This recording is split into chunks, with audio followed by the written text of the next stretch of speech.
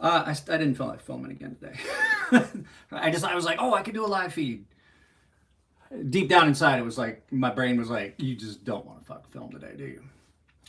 This is probably going to be a demonetized one because, well, I'm in a bad mood. Well, not a bad mood. I shouldn't say I'm in a bad mood. I'm just in a mood, which would lead me to, I've already dropped one F-bomb in this live feed. So, I think I'm getting sick. I think that was what has started this whole thing. When I don't feel good, then I get something flying around behind me on camera. When I don't feel good, then things start to just kind of go a different direction. But I thought I'm going to do a video about this. I promise. I am going to film a video. I may do it later when I'm feeling more in my head. I'm going to film a video about this, and I am going to film a video about this topic. But I thought it would be fun for us to take like a close, so you guys can ask me questions while I do it. We're going to look at some knives that they've been around for a while, and you might have missed them, but they're ones that I absolutely can't recommend more highly. These are all of these are great knives. All of these were knives at one point that were contenders for my knife of the year when they came in. They were that good, you know, older knives that have been around for a long time, dating back to when Massdrop started releasing knives after they got into the EDC space. If you remember, Massdrop originally, now Drop, was a company that did keyboards and stuff like that, and then they reached out to Ferrum Forge. Ferrum Forge kind of started the entire thing of Massdrop getting into EDC space. They've kind of fallen out of that. So some of these knives are going to be knives that are still available. Some of them you're going to have to look for. Some of them just might not be out there. And if you catch one in the wild, absolutely, it's a keeper. It's a keeper. I don't care the length on it. When you boat that thing, you better put it in your collection. You better mount it. Unlike trolls, their mothers get mounted. Let me get this to all messages. It was set to funded messages only. I apologize if you dropped a comment. I didn't see it because I'm a dummy and I didn't set the comment section up correctly. So yeah, there's a lot of knives that come out that get overlooked a lot. It's snowing in North Carolina.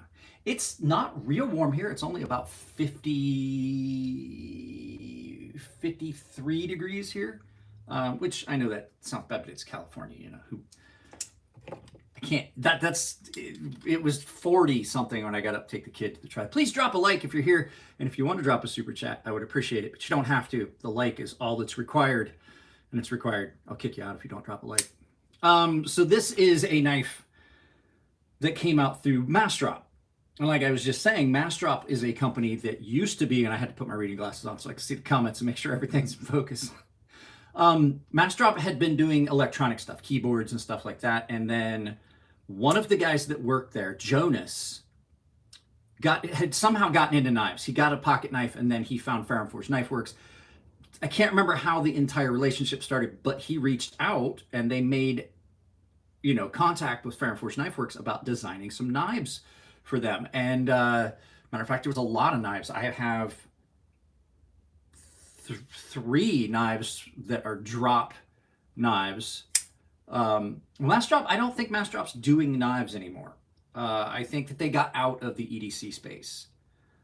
It wasn't as easy for them to make money in the EDC space as it was for them in the keyboards and stuff. So let's turn this around. We're going to take a look at, I've got some knives set out here, but we're going to look at this one predominantly first.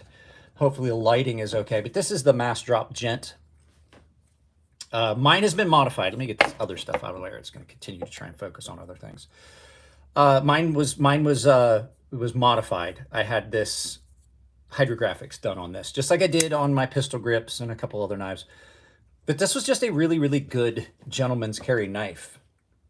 It was, I think this came from the first run of them through Drop. This is number 313. They were in S35 VN. It is. It absolutely looks like snakeskin.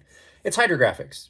I have pistol grips that look like that. I have some other knives that have been done like this. Nico, my little buddy, the Hobbit, used to do hydrographics. That was their job. Him and his father owned a hydrographics company, and that's all they did.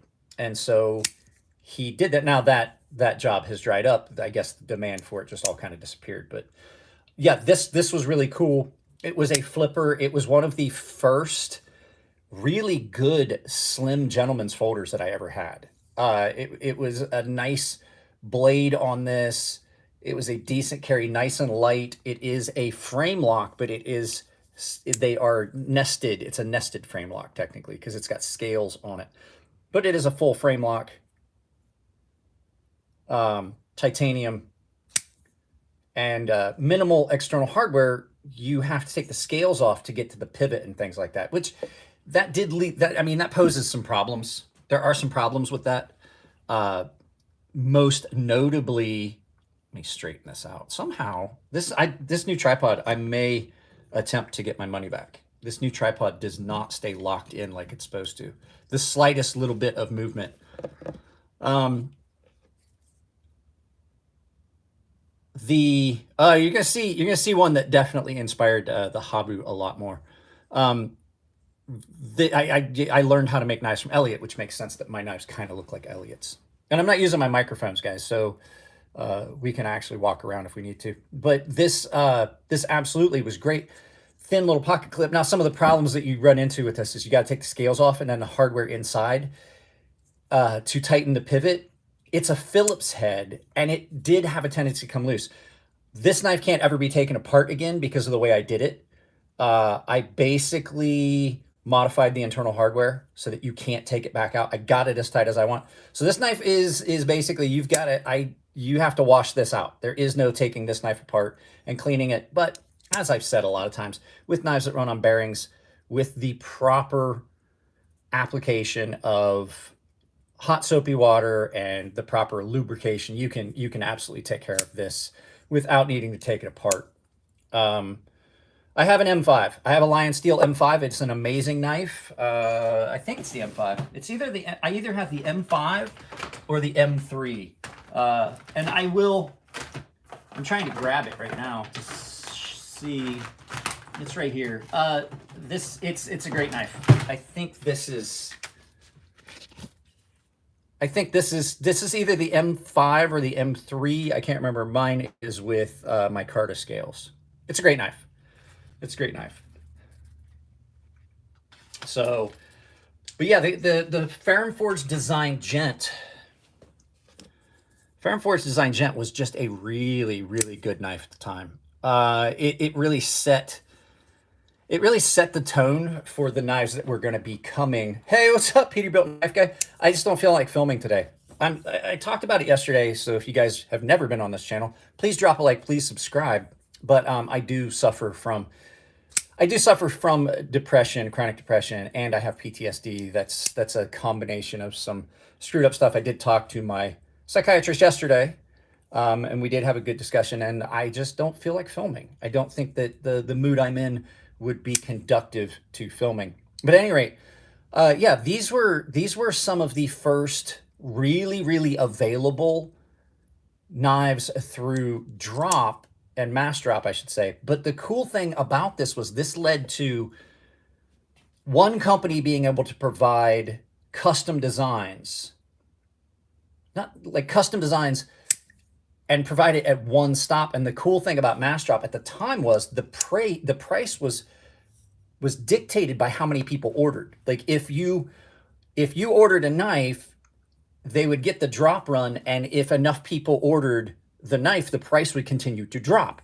Massdrop, that was the whole premise. And so what was happening was people were able to get a knife at a cheaper price because they were ordering them in a larger volume. So if like 100 people bought this knife, it was going to be like $90. If 200 people bought it, it was going to be like $80. And that was the Massdrop prep proposition that they had. And so there was a lot of really cool knives that came out that got released through Massdrop that allowed people to basically assist in other people getting a discount.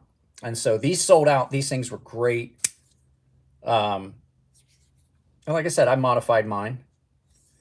But it had this nice skinny pocket clip, nice frame. Like now, I think that there are more of these available now.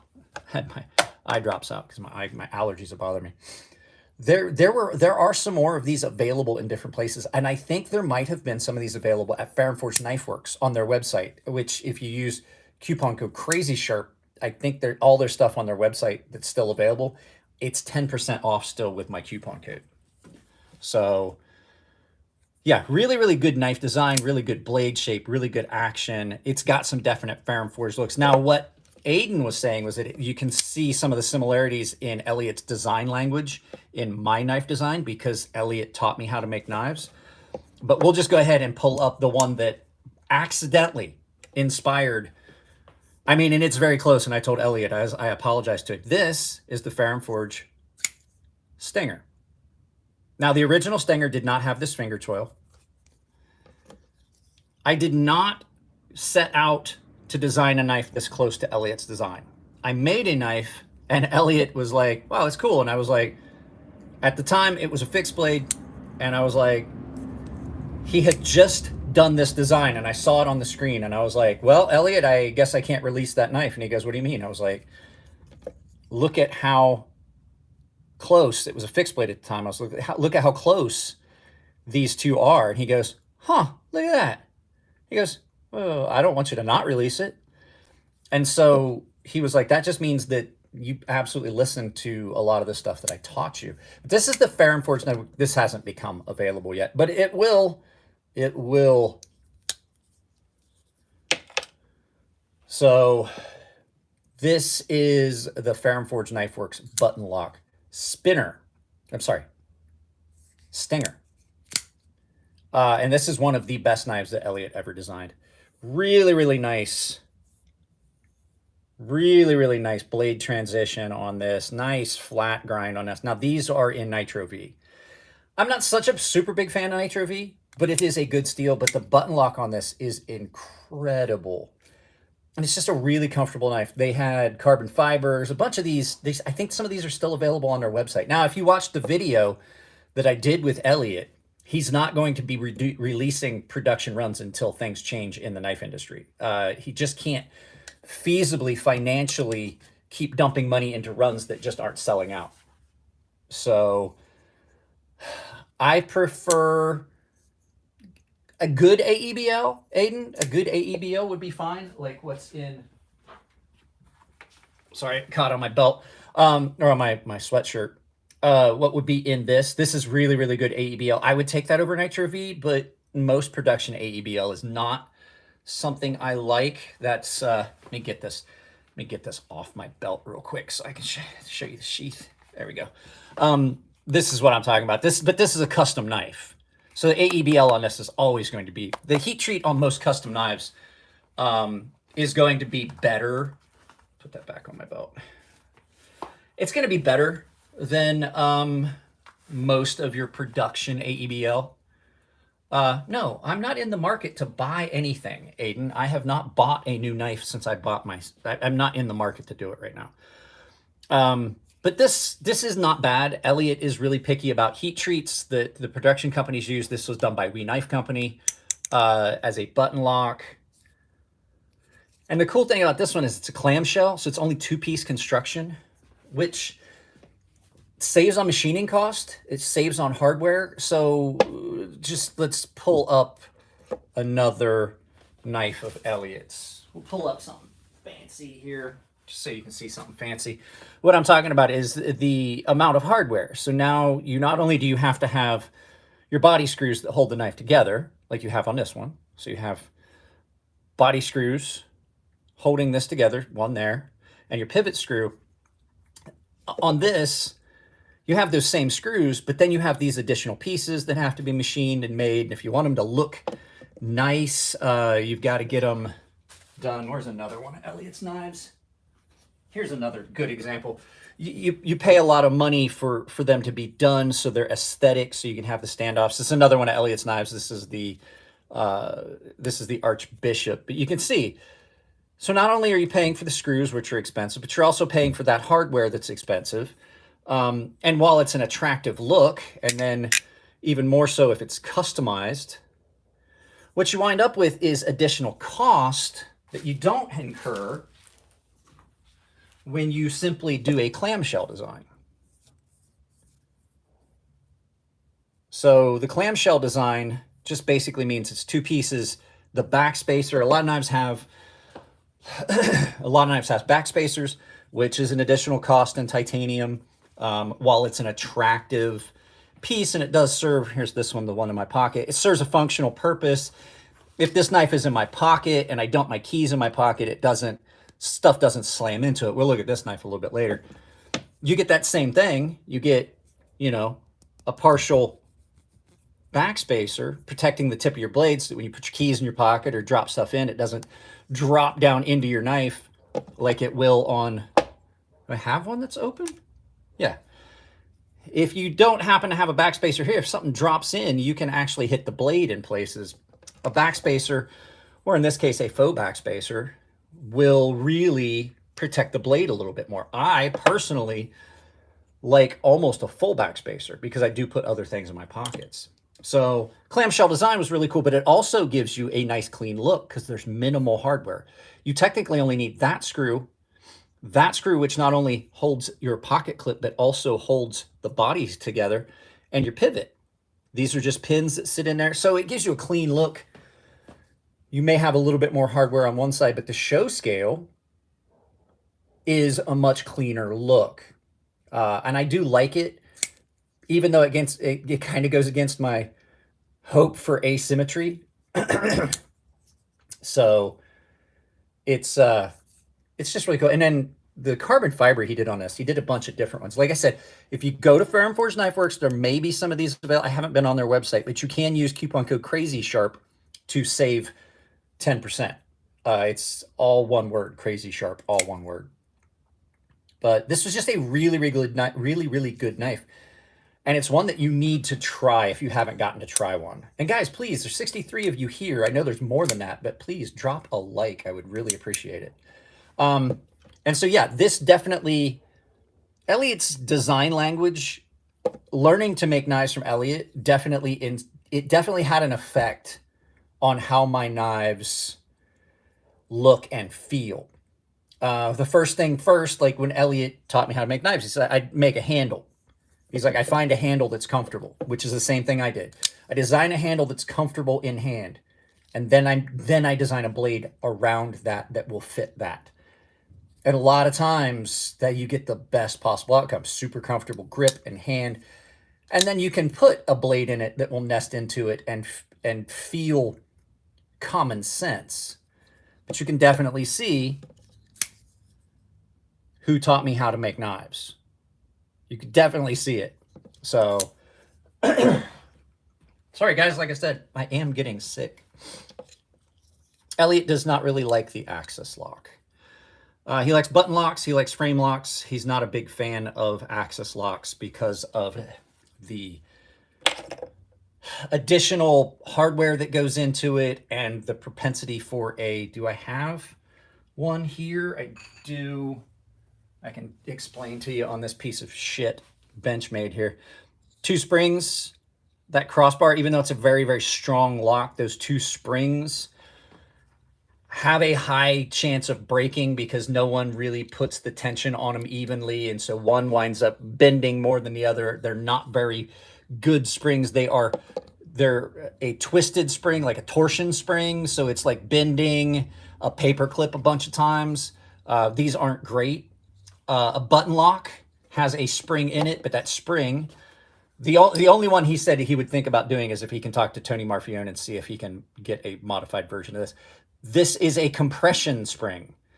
There's no torsion on it. You're not bending that spring. In this, every time you bend this spring loops around and you're compressing that spring. And then, so it's you're torsioning that spring. So it's like bending a paper clip. In this, you're compressing that spring. There's no linear movement on the steel, much less chance that it's going to break. Same with a button lock because the spring just pushes up and down. That spring's going to last almost forever. This is the only kind of compression lock I think that, or not, sorry, crossbar lock or axis style lock that I think has the longevity because the way the spring is in it. And this is, like I've said a bunch of times, the best knife you can buy. In my opinion, bang for your buck, quality, American made. This is the best knife on the market. This is the best knife I've ever bought. I have $1,000 knives in my collection, and this $300 knife just knocks them out of the water. But that's not what we're talking about because that is not a forgotten knife. But yeah, So really, really good action on this. In hand, it's nice, even though it's fairly thin, it's nice and broad. And it just feels really good. Now, if you don't like those broad handles, and I thought for sure that I had grabbed it, if you don't like the broad handles, there is a liner lock version of that knife, which is a good bit thinner. Significantly thinner. This one is mine. I modified this one as well. So this is the original version of that. This is actually a prototype. So, but you can see, Elliot gave me the prototype. They're the same knife. There's a little bit longer cutout on this one, on that fuller.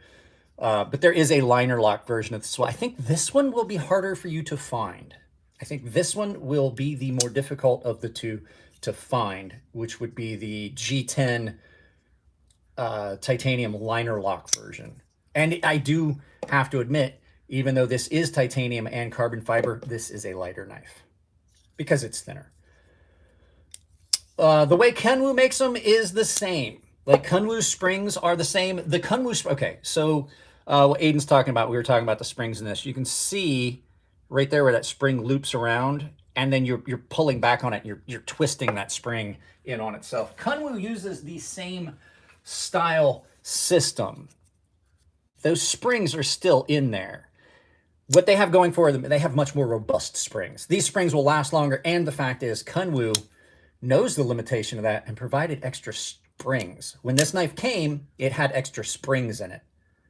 Benchmade does not do that.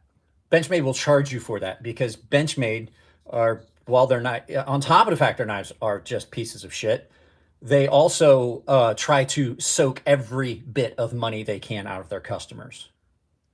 Every little bit. Except for, like, they will take and take your knife that is in decent shape, take it in and give it their garbage sharpening and fuck up whatever edge you put on it for their life sharp. Which I've never seen a Benchmade come back from their life sharp that was good. Like the edge is usually burnt or inconsistent or still has the burr on it. They're just, it's a piece of shit. That's why I threw it over there on the floor. I need to pick that up before I forget and step on it. I should tell you how much I like this knife. I get mad and throw this thing. If I get mad and I want to throw something, I'm reaching for my Benchmade because it's a piece of shit.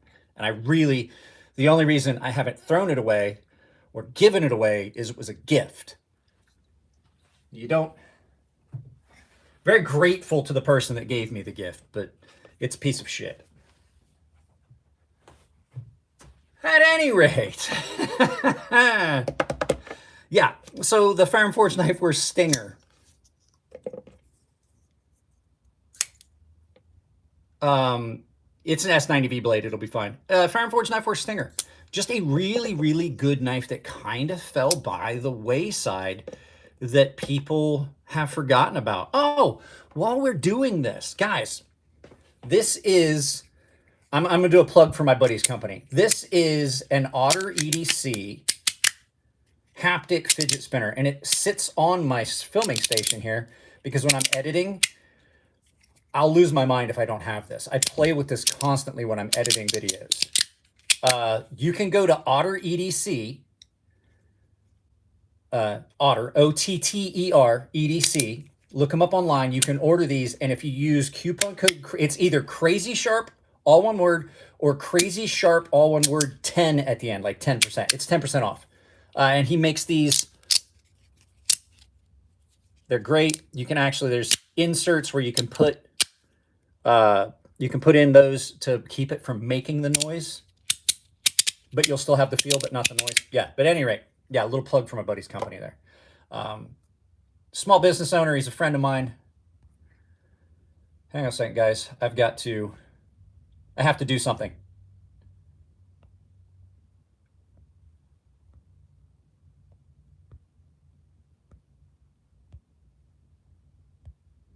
Sorry about that, guys. I had to put it in Do Not Stir. And with Benchmade, you've got to have a good one. Yeah, Benchmades are horrible. Why don't they do a hybrid between a torsion lock and a back lock? I'll tell you. Okay, So Logan, that's a good question. I will explain it. And it's because of cost. The more complicated you make something, the harder it is to mill. The reason that frame locks are so popular is the only thing you have to do is cut that area out and then you bend it by hand. You basically have turned one piece of material into two things. And so when you start doing things that you're adding parts, such as having, you know, extra additional parts, it costs more in the machining. Sometimes it's worth it. Like I said, on this one, I think it's just about perfect. And it's ambidextrous, so you can use it right or left-handed. That allows you to appeal to a larger market, which means that you're going to sell a few more knives. It's safer in this one because you're out of the travel of the blade. When that blade drops, I don't have to, as in a frame or liner lock, have to reach across, but 100% is a cost-saving thing. One of the things that goes with button locks is that the cup has to be milled out exactly right so that it sits in there and get lock up, and you have to have room for a spring in there, and then you have additional hardware and parts. So typically you're going to stick with one style lock. This is incredibly strong, one spring. Now I've gone from where'd it go? I threw it. Hang on. One spring on this one to two springs on this one to get you the same overall thing. And it gives you the same strength with longer longevity, with more longevity of the parts and a better overall number of parts. So it's a piece of shit out of here.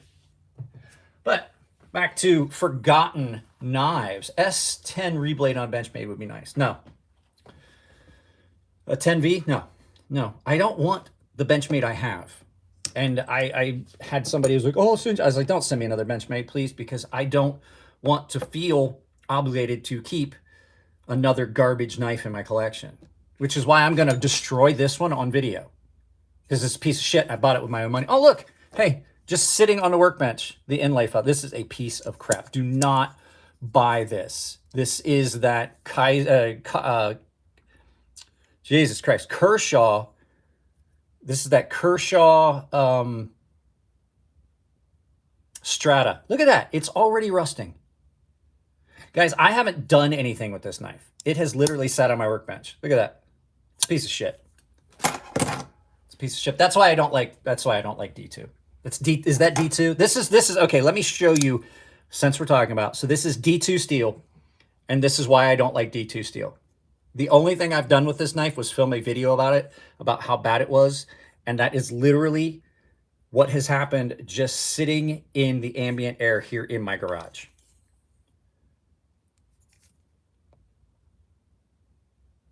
I've done nothing to this knife. I didn't spray it with anything. It may have gotten some overspray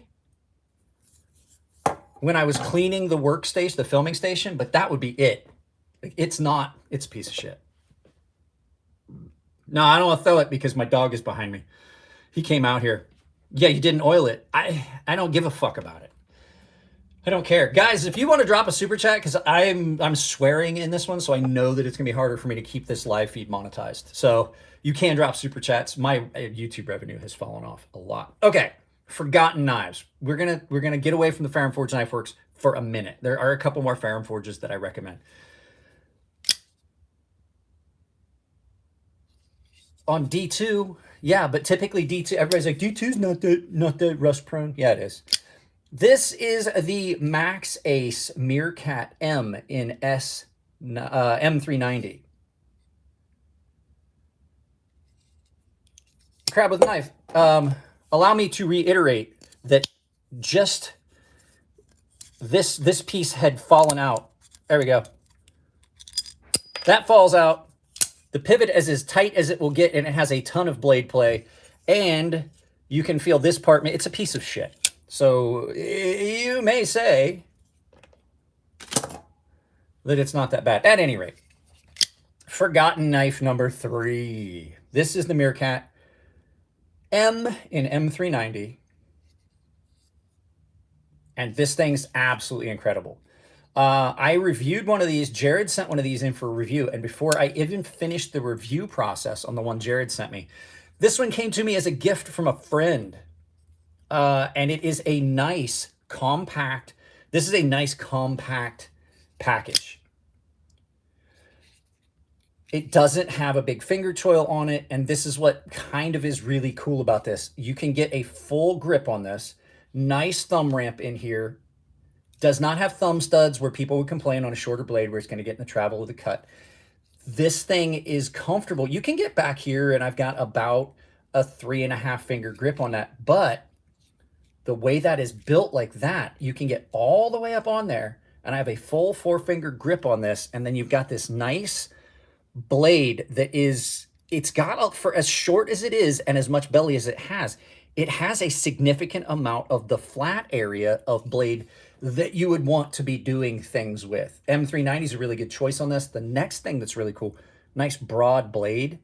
So it transitions down on some fairly thick blade stock. For Maxace is famous for using some thicker blade stock, but it transitions down nicely to a good behind the edge thickness. I'm not a big fan of the plunge on it because there is a big smile on it, but you know, as a knife maker, I have the tools to take care of it. I'll just take it out to the yard one of these days, get the grinder out and just knock that point off and make that a little bit thicker, a little bit longer of a transition. But it's got this big ramp on it where you can get up on that blade, you can bear down, and then it's got a really cool lock. It is a line, it's not a liner lock, it's an inset lock.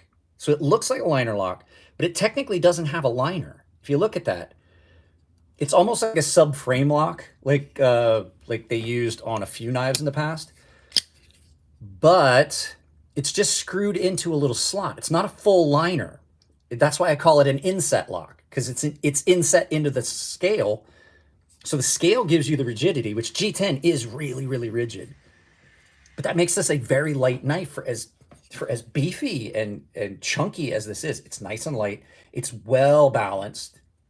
And the frame lock, since it's not, or I'm sorry, the lock, since it's not like a full liner, it's just in there, it's got a really gentle release, even though the detent on it is really snappy. It's just got so many things going for it. And this is a knife that kind of got overlooked. Next thing too is, the cool thing is they maximized, unfortunately, if you're a lefty, there's no way to use this left-handed unless you decide you're going to set some some inserts in here and then screw your own holes and screw like a lynch clip on the other side. There's no way, but you would have to leave this clip on because the screw for the pocket clip is also one of the inset lock retainer screws. And so this thing is just, it's got so much going for it, and I can't understand why it went overlooked. And it's got white G10 scales. I don't know how well you can see it, but when I carry it in my pocket for a period of time, can you see it's turning blue? It's brown now because I was using it and I had dirty hands. I use this knife a lot because it is a very comfortable knife to carry and use because it's nice and small, so it's not uncomfortable to carry, but you get the feel of a bigger knife, and then it just gets dirty. But it is white G10, which means you can clean this up really easily, but if you're carrying it in a fairly new pair of jeans, it'll turn blue. Especially if you're carrying it in your watch pocket, which very rarely gets as much, stuff touching it. So there's a lot more of the indigo dye left in it. If I put this in my, watch pocket, it'd definitely start to turn color. You can use RIT dye to change the color on G10. As a matter of fact, if you guys remember, I did a whole video about how I turned these sapphire blue. They used to be a teal color, and I dyed these sapphire blue. There's a whole video on how to do that. We don't stab people with our knives. That's the stupid stuff that people come on here and say that winds up leading to me knowing that they're going to say other stupid things. This is a really, really good work knife. Really, really good work knife. So If you're going to continue to spam this, I'm going to kick you out of here so you can go watch your girlfriend with her boyfriend.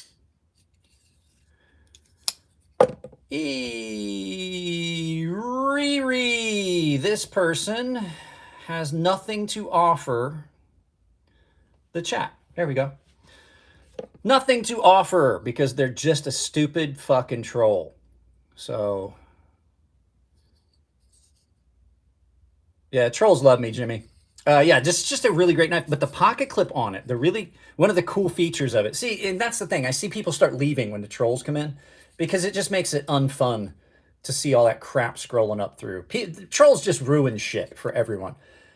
The placement of the pocket clip on this is incredibly good because you have a large pocket clip on this that if it was positioned differently would be uncomfortable. And on this knife, the way that pocket clip is positioned, instead of being like almost every knife, like dead center or closer to center, it's moved fairly far over this direction, which means it sits in the pocket neat and nicely, but then it also is comfortable in hand. It's a nice contoured milled clip, and the tension on it is just about perfect. This is one of the best, not just looking knives, but just one of the best knives around that you're going to find. It really is really, really good.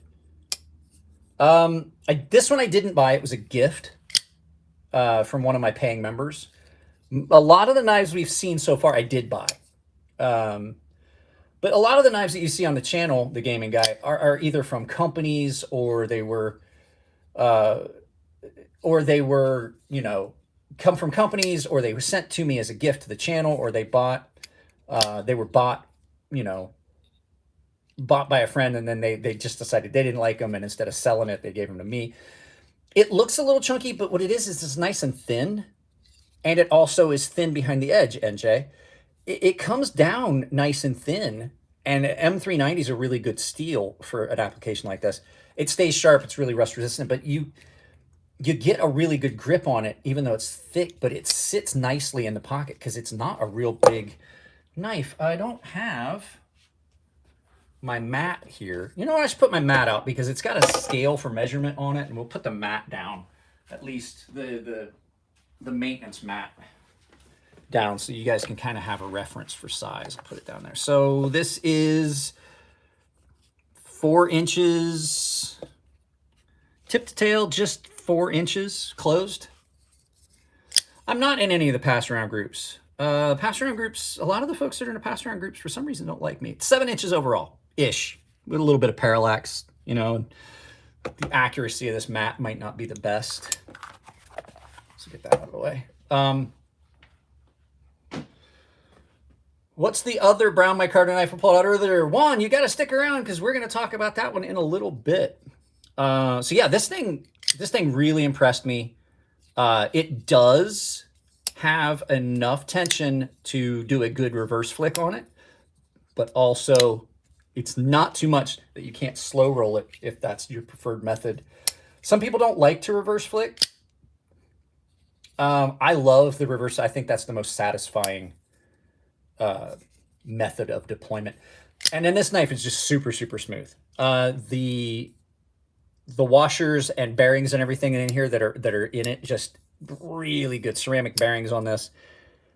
And then you got a good look from all the hardware. So it's just a gorgeous little knife that I don't understand why it wasn't more popular than it was. So that one's pretty cool. Let's see. All right, you know what? Since Juan asked, we'll look at this one. This is another kind of forgotten knife. This is the Kizer Begleiter XL. Now, this was a White Mountain Knives exclusive. It's not brown. This is not. So when you're looking at micarta, they always, like, the colors are always not what they say it is. So this was called burnt orange or burnt, yeah, it was called burnt orange micarta. It's brown. It's just it's a darkish brown color. And it's just a great, great knife. But this is a button lock flipper and thumb stud operator. It is a really big knife. This was 9, oh, jeez, put the mat away. I put our mat away, which is the measurement device. Let's see here. This was 9 1/4 from, yeah, it's about 9 1/4 inches overall. And it's not been finished too finely. It's got, oh yeah, blade, it's got good grip. Oh, is this crab with a knife? Do you prefer mill clips? Personally found spring clips to be more practical and grippy, even though they're cheaper. A lot of mill clips slip out of the pocket. I have not had an issue with mill clips. A good mill clip is going to get you a pretty good amount of tension and have a lot less chance of bending. These kind of clips ride easier. These kind of clips are kind of a good in the middle. But I personally like milled clips. I think milled clips are a lot better overall. And they're usually a little bit more comfortable. Now, there is kind of a caveat to that. There's a different type of... I like bent clips. Sometimes I don't like these clips. I prefer a clip like this. This is one of the most comfortable pocket clips you're going to find. These are the ones that Elliot Williamson did when he made his knives by hand. He basically would have these laser cut out of a titanium plate, and then they would get screwed on with 3 screws, so it's on there, and it sits in the pocket nice and flat. It sits in the hand nice and flat. It gets you a very good tension, and you can almost not feel it. But there's not a lot of companies that use something like this, and Elliot did these by hand. He would have these all laser cut on a plate, and he would punch a bunch out, and we'd have them in a drawer in a drawer behind him. And when he needed one, he would pull it out, and then he would just take 2 pairs of pliers.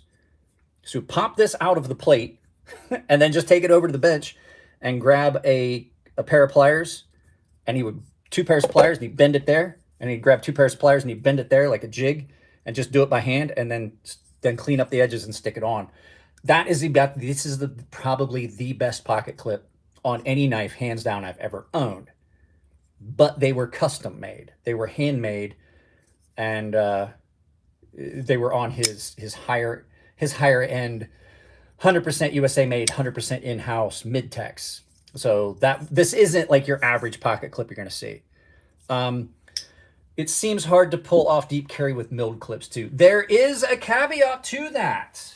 Somebody said that. Now we are going to have some other options, and you guys can go find my video about this knife. This is a deep carry milled clip. This is Jared's knife, the Oppressor. Go find my video about the Oppressor, or I'm sorry, not the Oppressor, the Offender. And there's a purchase link to it in that, or you go to my channel and find my community posts, and you should be able to find that link there where you can purchase this if you're interested. But it has a milled deep carry pocket clip, and I think this is the only one I've ever seen. I think that's the only one I've ever seen. But back to this knife, the Begleiter XL. These are a little bit harder to find. This specific one, like I said, this was White Mountain Knives exclusive. This came with 2 different buttons. It came with a stonewashed one like this and a black button. But it was really, really good micarta. And you can see I've carried this knife a lot. You can see how that's the color of the micarta when it came, is what's underneath that pocket clip there. Can you see like how much lighter that is? That's the cool thing about micarta, is it picks up hand oils. It doesn't get less grippy or to hold on to, but the fibers, the natural fibers, will start to absorb oil and change color. And if you want to get back to the original color, all you have to do is just a little bit of hot soapy water on a rag. When next time you clean up your knife and do maintenance, a little bit of soapy water on a rag, or some rubbing alcohol on a rag, and just clean that up, and it goes right back to the way it was when it came from the factory. And then you can go back and get it dirty. I haven't cleaned this. I cleaned this for a video not too long ago, but I carry this enough that it's picked up another kind of natural. Yeah, you go. Like, it's called pocket patina. So blade on this was really, really good. It's in 154 cm.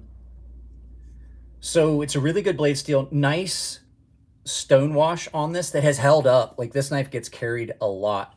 And it's sharpened up nicely. You can see really nice. I put a kind of a coarser edge on this. I think this was a 800 grit edge that I did on this. just to make sure it was really aggressive because the stuff I was cutting with this. But this is big and it feels really good in hand. And even though I'm not such a big fan of most of these pocket clips that you see, that's what I said. Soap and water, gun cotton. You can also use rubbing alcohol. I don't keep soap and water. Let me show you. I'll show you exactly what you can do. I don't have like soapy water out here in the studio because I would have to go in the house to do that. But you can just take a little bit of rubbing alcohol.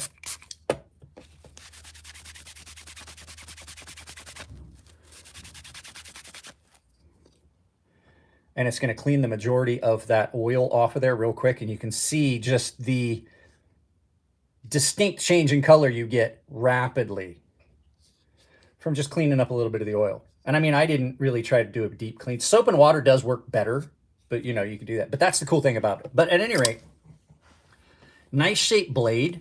It's kind of broader here than it is here, even though the edge is straight because the blade kind of drops down. And so it's got kind of a radius to the spine, as you can see. So it's a little bit narrower here than it is here, but the edge of that is straight. And you have a little bit of belly, and this is a cutter. If you've got a lot of cutting to do, because you got this longer blade, really cuts well.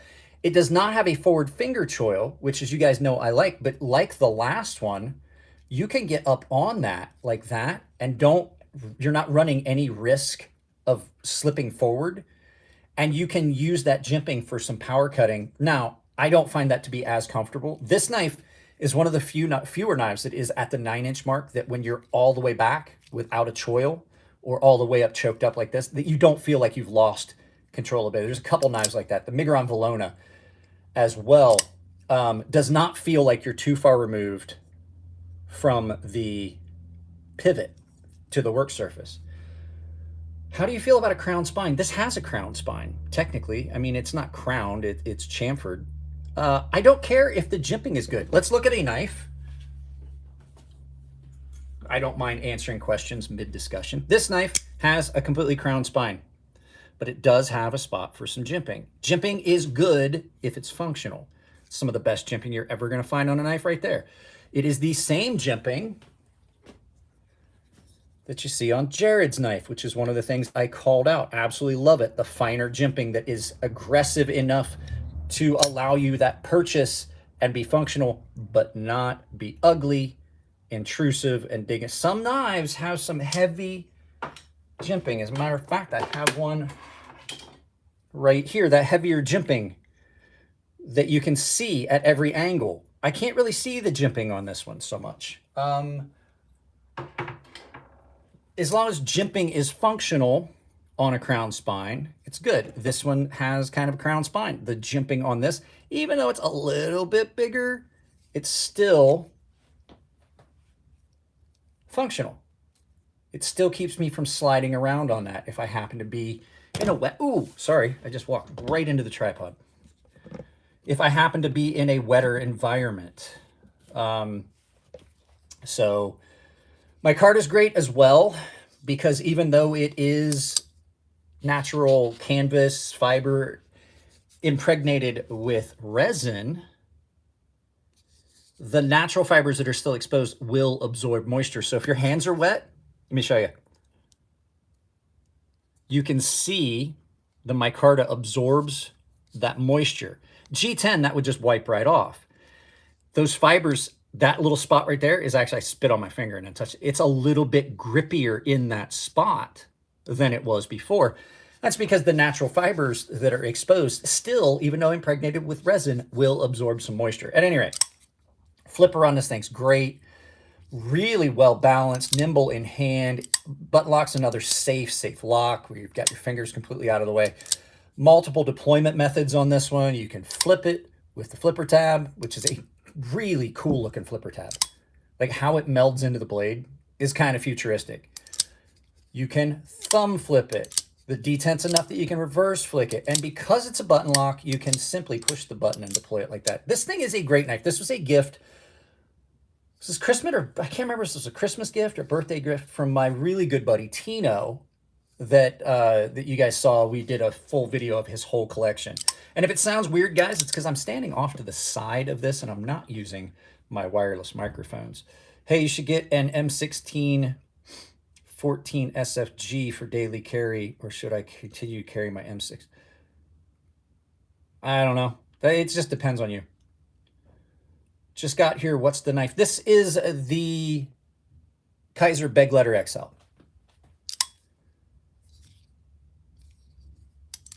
That knife pick I sent you on IG. I haven't looked at everything you sent me on Instagram, but yeah, really, really good knife. The button lock on this is really a good one. Sometimes button locks don't have enough detent to deploy. It's sometimes button locks, and especially like axis locks as well, they share the lower detent, so it's harder to flick. It just doesn't stay snapped in. This one's a really good one. This one's a really, really good one. Yeah, I had, you talking about the Kit Carson design M16. I had an M16T, the very first ones. It was the first flipper knife I ever bought. And the M16, I forget what, I had a bunch of, I had like 3 or 4 different of the CRKT M16s that were Kit Carson design. And they just weren't great knives. This is a way better knife than any of the CRKT knives I had at about the same price point. I can't remember what these were. These were just about 150, I think. And I don't know if they're still available. The other thing they did was a lot of weight reduction inside the handles on those liners, which means that this is a big knife. This is 9 1/4-ish. But it still was a really, really light knife, and the balance is right there at the pivot where I like it. It makes it really nimble and easy to use. Yeah, CRKT blade steel, they're not great. CRKT knives have just really fallen off. But I mean, I will say this for CRKT. CRKT is one of those companies that is the reason that this channel exists. Because I got those knives and I liked them, but then I found better knives. You know what I mean? So, and it got me into other knives. So they have done a lot of dumb things though, guys. And there's 94 of you here, but only 30 likes. Please double tap that screen while I go grab a bottle of water. I'm thirsty. It's been a big morning. I already took the dog for a 3-mile walk after I took my daughter to the trolley.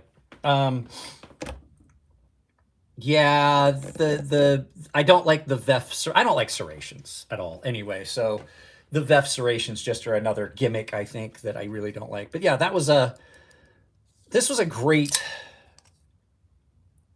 great knife. I don't trust any of those. I don't trust like the Milwaukee. Okay, let's talk about this. So you're talking about Milwaukee. I don't know how I feel about the Milwaukee knives, especially if you're talking about like getting if Milwaukee is going to make a knife, they should just make one of these. The best box cutter you're going to find, I did a whole video about this. The best box cutter you're going to find is just a box cutter. It's not one of those utility knife carriers because those are expensive. They don't have space to store extra blades, shit like that. They're complicated in how you change blades and things like that. But what I was going to say about Milwaukee is a lot like the Smith & Wesson's series of knives. Smith & Wesson sold a bunch of knives for a long time. They put their name on stuff, and they just were garbage knives. And Milwaukee, Caterpillar, and a bunch of other DeWalt, they just kind of licensed their name out to stuff, and it's just not good quality stuff. It's not indicative. Like Milwaukee tools are pretty good, but I don't know how their knives would be. I really don't trust them. Okay, so before we get to this one, the Chubb, they're all still trash, Jimmy Cox. They're a waste of money. This is the most comfortable utility knife I've ever used. And I paid $9 for it. And when I bought it, it came with extra blades. The problem with those really expensive utility knife carriers is they're still only as good as the blades you're going to put on them. And the blades are garbage. So why spend over $200 on the thing that you're going to put a 10-cent blade in? You know what I mean? It has never made sense to me. If you like them, that's fine. I just personally think they're stupid. I'm not saying you're stupid, but I'm going to say you make some questionable decisions with your money. This is another Ferrum Forge knife, and you're going to see a theme. Their knives get overlooked. They are popular with specific groups of people. This is the Alluris. This was actually a knife. This was my 2023 knife of the year. This is an incredible knife that completely got overlooked. I modified mine. I gave it a gun metal finish handle. It came stonewashed, like a stonewash to match the blade. And I did an ultra fine stonewash on it to just give it a little contrast because I thought it was beautiful. It's a frame lock. This one is in 20 CV. Now, Elliot's designs are incredible. And Elliot designed this knife. I'm going to show you something funny. Elliot designed this knife, right? And called me in. Now, you guys have to understand, I'm digging through a box of fixed blades over here. You have to understand, I worked in Elliot's shop. Elliot taught me how to make knives. And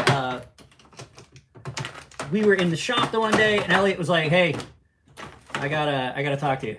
And I was like, okay. He was like, I'm digging desperately for something to show you something funny.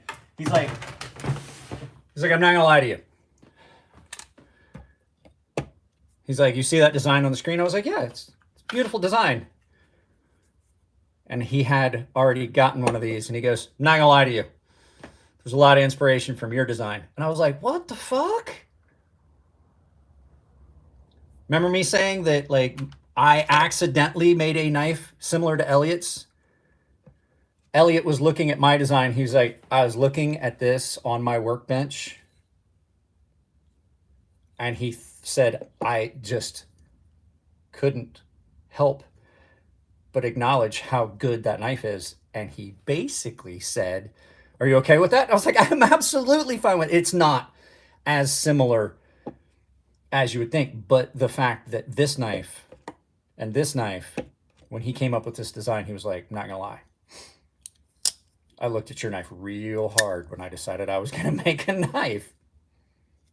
So this knife, which is a compliment for another knife maker to look at your knife, because I'm going to tell you right now, there are elements of this knife, my design, the Stonefish, that absolutely were inspired by other knives that I love. You see that? It happens. We take elements from other knives. Now that's just in a little aside, but this is an incredible knife. I'm still so super proud of this design. The Ferrum Forge Alluris is an incredible thin frame lock. Now this is another one that has this. This was, I think, the first one he did with this clamshell. And if you look, that gives it such a good, clean look because there's no hardware on this side. The only thing you see is the pivot. The hardware that holds it together is right here. That one, those two, and your pivot. That's it. That's not a structural screw. That holds in the steel lock bar insert and over travel stop. People are like, oh, but it only has one deployment method. How do you get 50 subscribers? Keep making videos.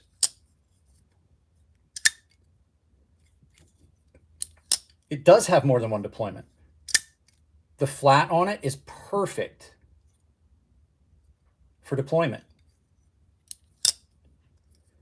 Nice flipper. It's just a gorgeous knife, and it did get kind of overlooked. It didn't sell. Is it slippery when it gets wet? It is a little, because it is just raw titanium.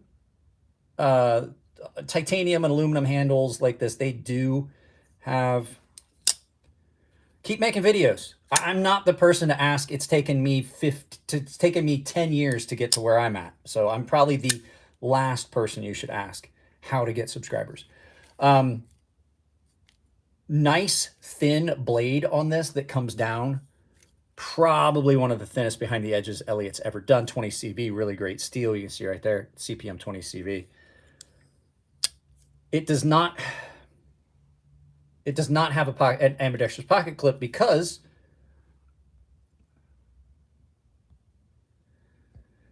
You can come back in my next live feed when you have other questions to ask. Sorry, not to be rude, but I don't have that kind of fucking time. And I'm not in the kind of mood. You just got to keep making videos. The handles can get a little slippery, but it's not ambidextrous. And the whole reason is the lock's not ambidextrous. If it's a right hand lock only, I'm not going to very often say that you should have put an ambidextrous pocket clip on it. What's that next to the top of the mat next to the Stinger?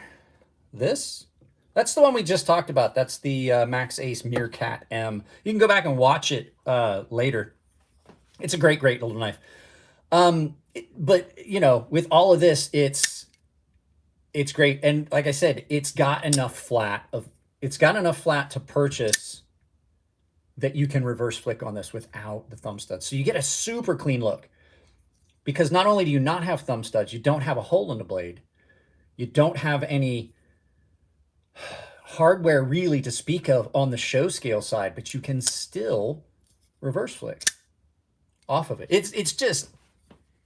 It's an amazing, amazing knife. That's why it was my 2023 knife of the year.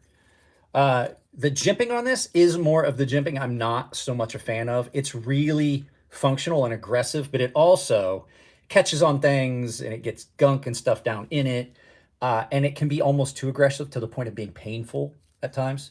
Yeah, Mox Taxel, it's fine. It's fine. It's the Maxace Meerkat M, and it's a knife that just did not get as much attention as it should have. Pocket clip on this is a milled pocket clip. It is not super deep. It's not as slick as you would expect. It's just, it looks slick, but if you zoom in, you can see I left a lot of texture on it, and you can still see the micro milling that's on it. The stone wash I did on it left a little bit of tactility, but I'm trying to zoom this back out. I'm not real concerned about it being super slippery. It's really not, because of the way the handles are shaped. So you're sunk in there. You are sunk in there, and when you're pinched in like that, it's not going to be slippery, because you've got this really good flipper tab that acts as a finger guard. You've got that really good jimping. You're pinched in. So even if it is slick, it's still really, really secure in your hand, and you can get all the way up on it like this and have a closer distance between you and the tip of the blade. Have I seen Gabe Owner's new auto? I haven't, but I'm not a fan of autos, really. I have a couple because they're fun, but they're really not something that I think of as a good day-to-day carry option. But yeah, that's just a great, great overall knife right there. You just can't go wrong with it. So I do have a couple knives by the same company. We're gonna look at this one first, but I'm gonna get the box for the other one out here. We'll put it here, because that way you can kind of see PMP knives. And I haven't heard from the owner. I used to talk with him pretty regularly. The PMP knives, if you can find them, I think I have a Blade HQ link down below. I think there might be a couple of these big boys left on Blade HQ, but this is the PMP big boy, and this is absolutely made. Now, this was a gift from one of my friends, and this one came from the company. Or do I have that backwards? I have 3 of their knives. 2 of them came from the company. One of them. No, this one was a gift as well. I have one that came from the company. We'll look at it in a minute. So PMP Big Boy, it's just a big overall carry knife. Nice and beefy. I like knives that really fill your hand. They're much more comfortable to hold. This has those Shirogorov kind of vibes to it. It's 14C28N. Nice long transition down on this flat blade that just gets ridiculously sharp. 14C28N takes an incredible edge, and it's nice and thin behind the edge, but it's also a nice big broad knife. Really good jimping on this. More the style of jimping I like. I am not a fan of I'm not a fan of any Kershaw knives, to tell you the truth, and absolutely I despise assisted opening knives. Assisted opening knives are for companies that can't make a smooth knife. This knife works just the same. Every bit as good. Doesn't need the additional spring in it. Kershaw doesn't know how to make a good smooth knife, which means that they need assisted opening. Yeah, really, really good on this. Nice access to the lock bar. This pocket clip, this was the first knife with one of these style pocket clips I got that I liked. I typically didn't like these pocket clips, but I'm going to tell you these pocket clips, while they do move, yeah, you can see there. It's scratched it up and everything, but the fact is really comfortable in hand because it's not got any sharp spots. And I've never scratched my steering wheel. I have a leather steering wheel in my car. This has never scuffed up the steering wheel in my car. You know the worst one, the worst offender? This has gouged my steering wheel so many times that I have to go out and I have to get leather conditioner and repair the damage. It's almost cut through the leather on my steering wheel a couple of times. These pocket clips are a lot sharper, really comfortable, no hot spots. I've never scratched the paint on my car with this one that I can tell. But reversible, this it does have an ambidextrous, right? Is that a Kershaw? No. It's PMP, different brand. Oh, this, are you talking about this one? That's Sabenza. This one is Vosteed. This one doesn't have a real sharp edge to it at all, but it's a really, really good knife. Nice broad blade that is a full flat grind with a nice swedge on it. You know, this relief swedge to give it a nice look. Good distal taper on it. And it comes down super thin. And then the edge that 14C28N takes is just really, really good. Really, really good on this. Now, crab with a knife, you should know I own one Kershaw, and I'm going to throw it away because it's a piece of shit. Oh, look, the thing fell out of it again. I think they used maple syrup as the glue to hold that in. So yeah, this is a really, really good looking knife. PMP, they've got some really nice designs. And for as big as this knife is, that's big and bulky, right? They did so much weight reduction in this on both sides. Even the lock bar, which is uncommon. Let me grab my flashlight here out of my pocket and show you what I'm talking about. Even on the lock bar, that is uncommon to have weight reduction on the lock bar. So not only do you have the cutout for the lock bar here, then you have cutouts there, which means that on that completely, this knife does not, like, it's surprising. You pick it up and you're like, holy crap. Holy crap, that knife should not be that light. This is the PMP Big Boy Crab with a Knife. I have got a link to Blade HQ down below. That's the only place I knew that had them other than PMP's site, and PMP doesn't have any. There were some of these left. You can use my link down below. This is the Big Boy by PMP Knives. Just a great, great knife. Now, the one that's in this box, same company, and I'll grab the other box as well so you can see it, because I have a third one that the owner of the company sent me. So I liked this knife a lot, and this gets carried a lot, but they have one that is just a lot. It's just striking. It's striking. This is the PMP Aries. So the your titanium, steel screws, S90V, and it, woo boy, she a looker. Look at that. Really unique look to that. No real contours to the blade to speak of, but the milling on this is just amazing. Pocket clip milled to match the handles. Almost even line up completely. Frame lock, S90V. I thought that I would find this uncomfortable. Now I'm gonna have to put this in my pocket. I haven't carried this in a while. Sometimes I forget that I have this. The big jimping on this isn't super aggressive, so it's not something that's going to irritate me, but it is still functional. S90V blade. It is ridiculously well heat treated. Super good edge on this. And it's a really good cutter. So not only does it look unique, and I thought it was going to be weird because I thought it was going to not fit in my hand the way I wanted. But when you get up on this thing is just really, really good.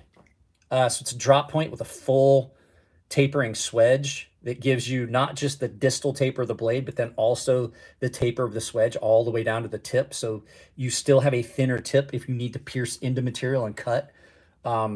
Sometimes knives that don't have a swedge are a little thicker at the tip because the distal taper is not enough, because this isn't a full flat grind. It's more a saber grind almost. And so to account for that, that's why daggers are that way, is because they're a lot of times they're thicker. So this thins the tip on it. So you've got a really functional piercing blade. It gives you all those facets. It's gorgeous. The frame lock on it is done beautifully. Just a great, great knife. Now, you can use those, but they are not thumb studs. This is another really cool thing about this. External stop pin. So the stop pin is not an internal piece.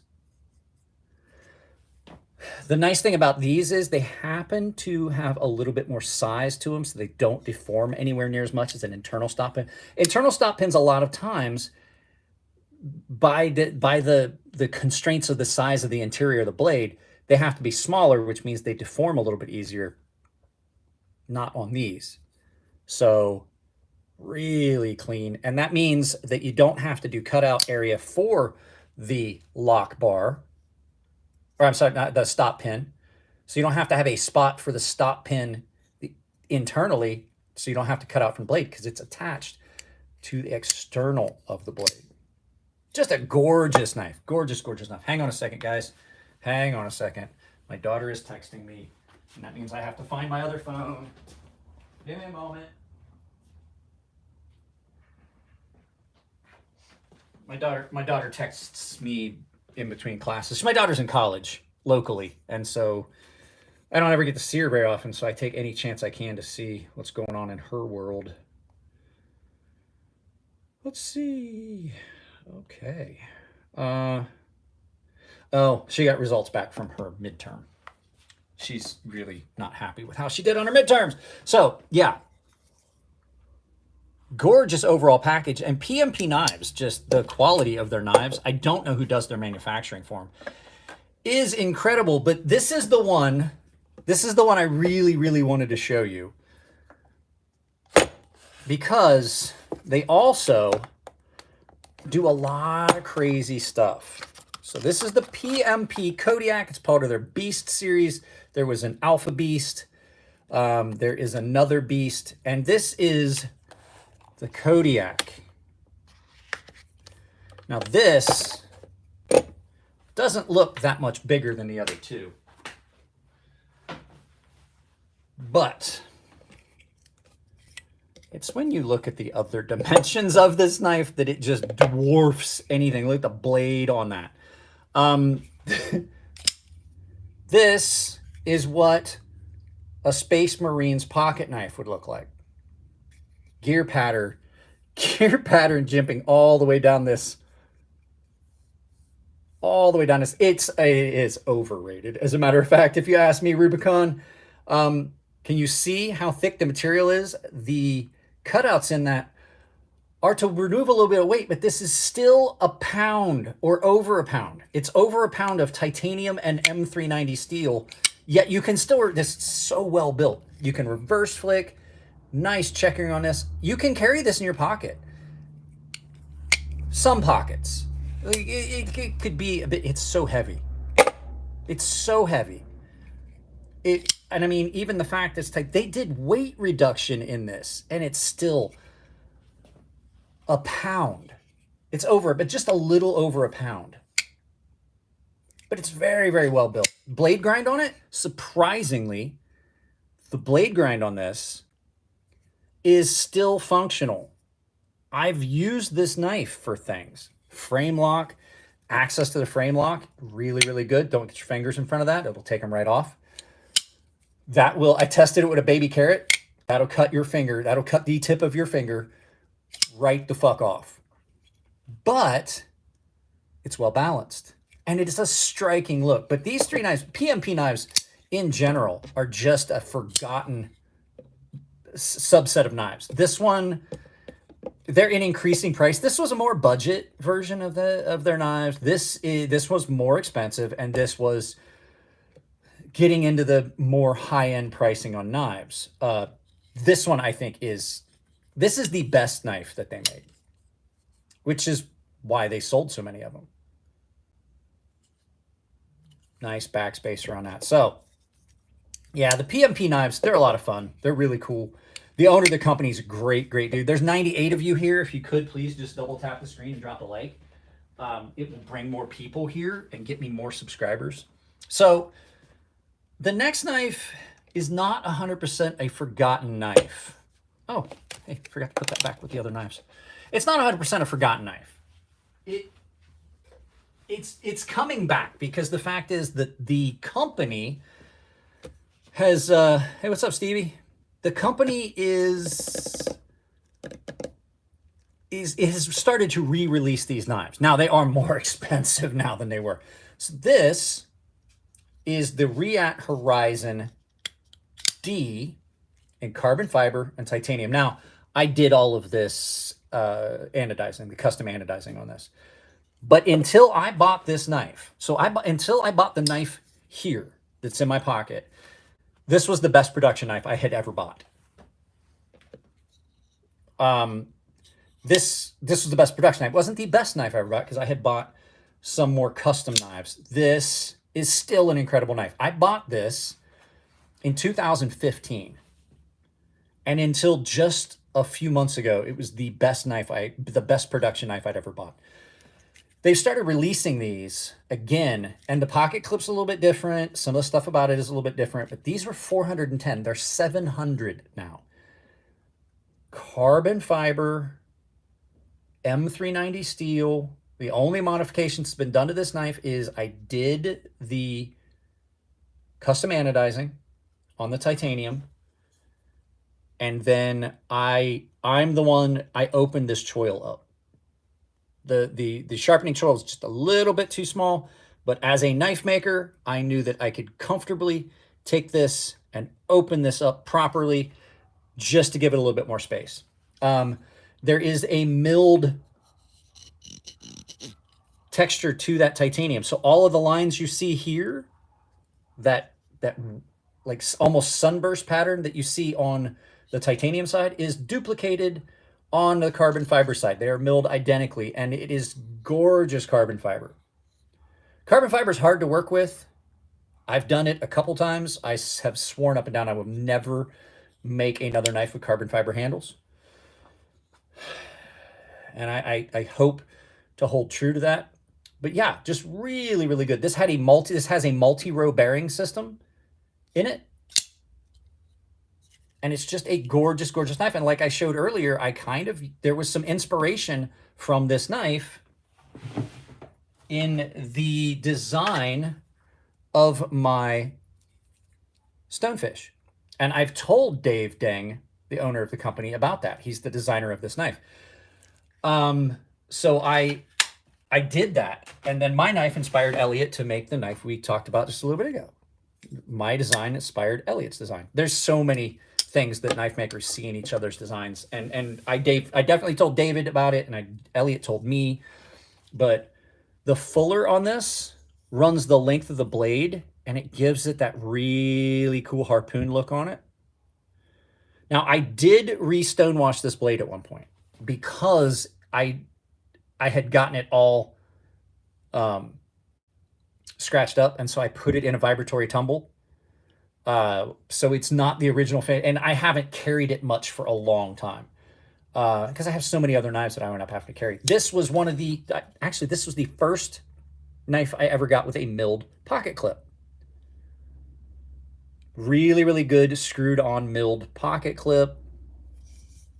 And the action on this is still one of the sound on this, listen to this.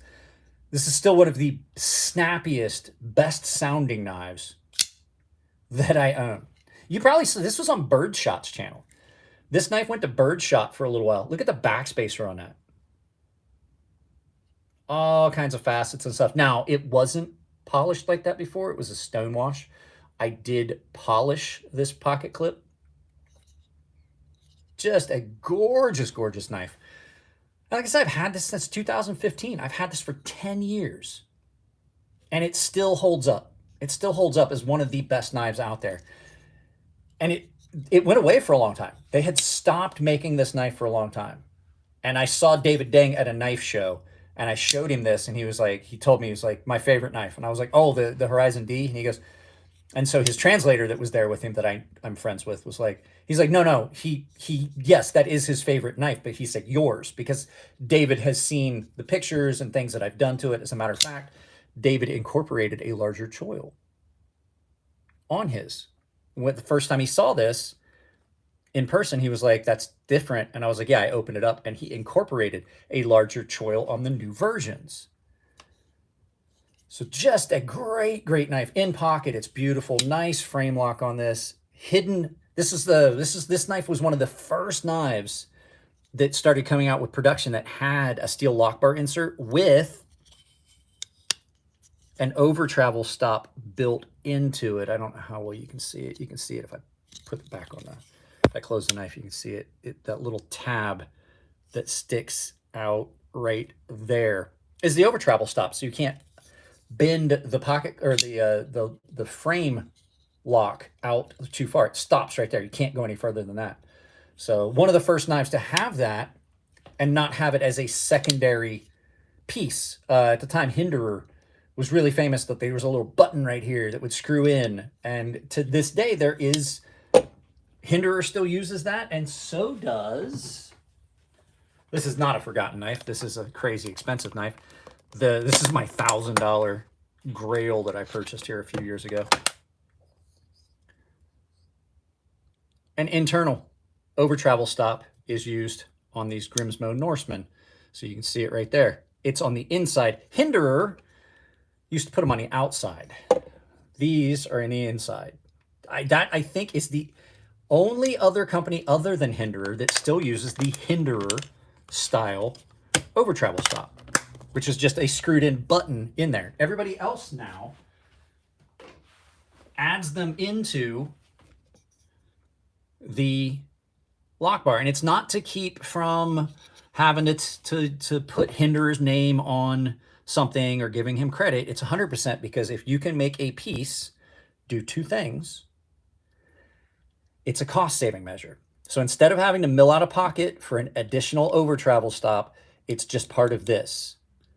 So it just absolutely makes why the detent ball is typically in a lot of knives is in the lock bar insert on it. In this one, it is not. It's separate. This is pressed into the titanium. I prefer that, to tell you the truth, especially the ceramic detent ball. Titanium will mold around the detent ball, and it will gall to it and hold it in place. Steel, just when it moves out of the way, it just kind of stays bent out of the way, and so you don't have as... It's a lot easier to accidentally rip a detent ball out of a steel lock bar insert than it is when it's pressed into the titanium. That's just in my past experience. So, but yeah, carbon fiber on this just done beautifully. And in hand, really nicely done. Good cutter. Nice. Whew, speaking of which, almost got myself. Really good amount of flat on the blade with a little bit of belly. Just makes it a really good functional drop point blade. Flat grind. But like I said, the lines of this knife, even 10 years later, every time I grab this knife, I fall in love with it all over again. It is one of the most attractive folding knives you're ever going to find. It looks like a race car. It looks like it's going fast when it's sitting still. It just is amazing. And like I said, no joke, I fall in love with this knife every time I pick it up. Every time, all over again. I fall in love with the features of this knife. And I don't carry it very often because, you know, the more you carry a knife, the more you use it, the less it's going to live. I do use it. It's not a safe queen, but I have so many other knives that it winds up in the rotation less. So yeah, I really had to show you that one. Now, the next one is not really a forgotten knife. because it hasn't been out. Well, I guess, yeah, it is. Well, we'll save that one. We'll save that. I do have a forgotten knife. This is a knife that has completely gotten forgotten. It popped off. People loved it when it came out, and then it just kind of faded away. This is the CJRB Riff. And that is one of the most tactical, awesome looking blades you're gonna find. It's got this big fuller, the full length of the blade. It gives it that bayonet style look to it. Nice blade shape on that. It's a button lock, reverse flick, flipper tab, button lock. Now, I think that you can still get these at CJRB. It's just kind of one of those overlooked knives. And you can use my link to Artisan and CJRB down below to find it. But this was, when these came out, I was like, these are really going to pop off. And they did, and they kind of went away. It's got that military tactical style look to it. Nice micarta on these. These are, it's green micarta on these, which is like an actual green micarta instead of being like the kind of like the dark, almost olive. It winds up being like, so when you get green micarta, sometimes it almost looks brown or tan. And like companies just, oh no, it's green. No, it's not. This is green. And I like it. I don't dislike some of the other micarta on some knives that is more listed as green, but isn't. But this is just definitely green. And I dig it. It's got a really cool blade shape. But in hand, on top of the fact that you've got the micarta, which is kind of grippy already, this just kind of pushes you down into that grip. This is one of the most secure feeling knives you're going to find. It didn't need jimping, like I've said a bunch of times, but they put it on there. But then they had different colors. They had different blade finishes. CJRB really offers you a lot for the money. This one was an RPM 9, which was their spray. It wasn't powdered metallurgy. They initially had said it was powdered metallurgy, but it was actually spray deposition. Hang on a second, I had to drink water. What's the cheapest knife I own? Well, it would have to probably be this or a handful of the others we've already showed, because I didn't buy these. Technically, they were free for me. The company gave this to me. CJRB and Artisan are sister companies. I designed knives for Artisan. CJRB shares the same, what do you want to call it, advertising group. And so I got knives free from CJRB and Artisan. Cheapest knife that I own, that I bought, I would have to say the cheapest knife that I own that I still think is a good value. There's two of them. Since we're kind of, we'll get back to this. This is a $9 knife that I would recommend if you need a knife to throw in a bag or have in your glove box or in your toolbox. Absolutely recommend. This is the Cold Steel Kudu. These are like 10 bucks. Sometimes they're more than that, but most of the time you can find them on sale somewhere. Typically Cold Steel has these for anywhere between 10 and 15 bucks. And it is a great little locking knife with a very strong lock. Right? Super, super strong lock on this for a folder. And then this is the best little fixed blade all around. You can put this on a zipper pull. These are, I want to say 19 bucks. But this is the Cold Steel Super Edge fixed blade. And I typically don't like serrated knives, but on this, it's perfect. So it's a nice little fix. And the nice thing about it is you can put this on your zipper pull and you have a knife if you need it for doing small little tasks if you're walking around. I used this one time. The neighbor's cat had gotten caught up in some fishing line. I was in a pair of sweatpants and a zip-up hoodie, and I had this on there, and I used this to extricate the neighbor's cat from a big bundle of fishing line. He wasn't happy about it. I had to have somebody help me hold him down, but this just nice little functional knife, right? In a self-defense scenario, I can get it in that grip. I can use it. And I got news for you. If I punch you with that in my hand, you're going to stop whatever you're doing and apologize and leak on your way away. So, but those are probably the cheapest knives I've bought. well, I didn't buy this one. This one was a gift. But if you look at price, like 10 bucks, 20 bucks, these are great. These are great knives. Both of these cold steels are great. And you can get $40 and $50 knives that just are absolutely insanely good. As a matter of fact, I've got one, got two of them here. That's I want to say it's $60 knife right there. This is the Ironfly YOLO. Great knife on a budget. And this one is $55. This is the CJRB Pyrite Warrenclyffe. Another CJRB. We were just talking about this one. But this was the one that really nailed it for him. Great knife for under 60 bucks. There's titanium ones, all kinds of stuff. But like I said, you can go to Artisan and CJRB with my Artisan link down below, Artisan Knives. And you can check out all their stuff. They've got a lot of really good budget knives. This is a stainless steel budget button lock version. Great little knife. Under $60. I think these were, I want to say these were 55 as well. 14C28N G10 button lock. It's the same company that owns Kunwu. As a matter of fact, Kunwu just released a titanium version of this under the Kunwu brand at a much higher price. And they were like, oh, you're going to get one and do a review? And I was like, why would I? I have this one. I see no need in getting this knife is incredible. I see no reason to get a more expensive version of the same knife, which is my thing with some of the other knives that are out there where like, oh, this is a $30 version and it's amazing. And then they're like, are you going to get the $250 version? I'm like, why? I already have one that works really well. Why would I want to spend the extra money on something that really isn't that much better? This thing's incredible. It's just not as fancy as some other knives. So you can get some really good knives, George.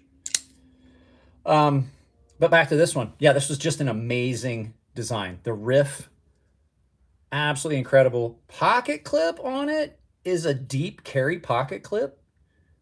I don't dislike deep carry pocket clips. Got a lot of things going for it. It sits really deep. But it is surface mounted. That'd be my only thing that I would say I would want them to change, is to mill out a slot for the pocket clip. Because if that pocket clip screw gets loose, what happens is a lot of times people overcompensate because they feel this getting loose and then they strip these screws. If your screws just get a little bit loose and it's in a pocket, do I have one here? Yes. See how that's pocketed down in? Even if this gets a little bit loose, it's not. So what happens is people will try to compensate and they wind up stripping the screws. They go too tight because like I can move this pocket clip. No matter how tight these screws are, I can move this pocket clip because they're surface mounted. You're always gonna be able to wiggle them a little bit in the pockets and in the slot for the screw. So that's why I like the slotted things. But yeah, really good G10 on this. Just a great all around knife right there. All right. Other forgotten knives. We got a few more. I put it over here. Here it is. And here's this one. I knew I set them aside. I just didn't have enough room for them on the workbench. This is the Petrified Fish Havrog. And this is an amazing knife that kind of just has gotten overlooked. This one is in, I can't remember the steel on this. Was this K110? Yeah, K110 steel on this. Jared over at Neves Knives sent me one of these to review, and I liked it so much. War Room EDC, what's up, bud? Paying member, by the way. You guys can join my membership if you get exclusive content, early access to videos. I haven't done any exclusive content for a while. I apologize. But Jared sent me one of these for review, and I liked it so much that when I saw them available again, I bought one. And it kind of got overlooked, and I don't know why. Petrified Fish has made some really good knives. It is black G10, and it also has a black G10 thumb stud and backspacer. Or not, micarta, not G10, micarta. Black micarta, really good mill pocket clip. You can reverse flick off the thumb studs. You get way up on this. The blade has this unique drop to it, and with the shape of the handle, drops that down really aggressively into the cut, right? It reminds me of a warthog, I guess. Is that what I'm thinking of? The warthogs that have the really longer snouts. Great, great, great knife in hand. Super nice. It's done in a liner lock. Really nicely finished coating on that. Yeah, Havrog. But it's got that unique contour to it. So it's got this area here that raises up, and then the blade drops down with that unique drop point to it that gets you in alignment with the cut that's just so functional. And then as far as like the way the grip is done, this is all kind of cut out and contoured, but it's not hard edges. So instead of it just being completely contoured, it does have a little bit of a lip to it. And so when you get it in hand, your fingers drop up onto that. And it's really tactile, but it takes and raises the middle up from the edges and just feels good in hand. One of the things I love most about a lot of the knives that we see these days, and I incorporated in this design, is contouring that handle. Instead of it just coming up to a hard edge like a lot of other knives do. And this doesn't come to a hard edge. It's been chamfered, but it's flat all the way across, right? If this is contoured, it's a much more comfortable grip, right? It just sits in the hand more comfortably. It fills your hand. It doesn't feel flat. While this is still flat, it doesn't feel flat because you've raised the middle and knocked those edges down. It's just a great, great design. It's an attractive knife, and these come about as sharp as a knife is going to come from a factory. This still has its factory edge on. It's been stropped a few times, but it definitely is just, this probably needs sharpened. This probably needs sharpened, but they just come great. And then really good access to the lock bar, and they took enough material off of that to give you good access, but not enough that it feels sharp. The action on it's great. You can reverse flick off the thumb studs, thumb flip off the thumb studs. It does not have a flipper tab, but that also means that when you get a hold of it, there's nothing sticking out here. And so you can get all the way up on the blade, and then that contour to it, you get all the way in here, and then you really have got absolute power cutting in that.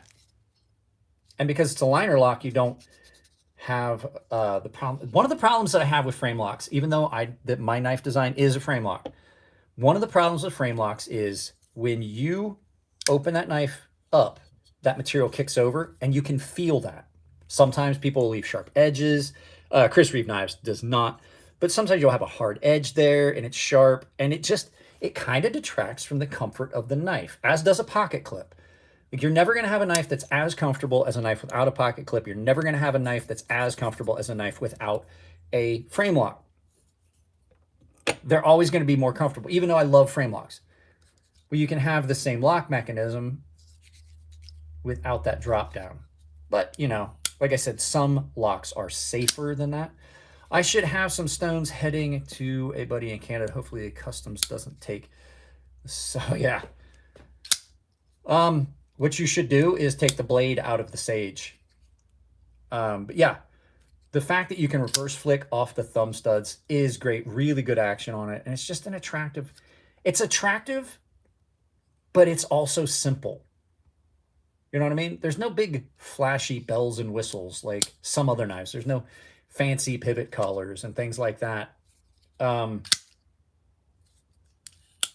Just a great, great knife overall. Now, this next knife, I think, kind of got overlooked because of price point.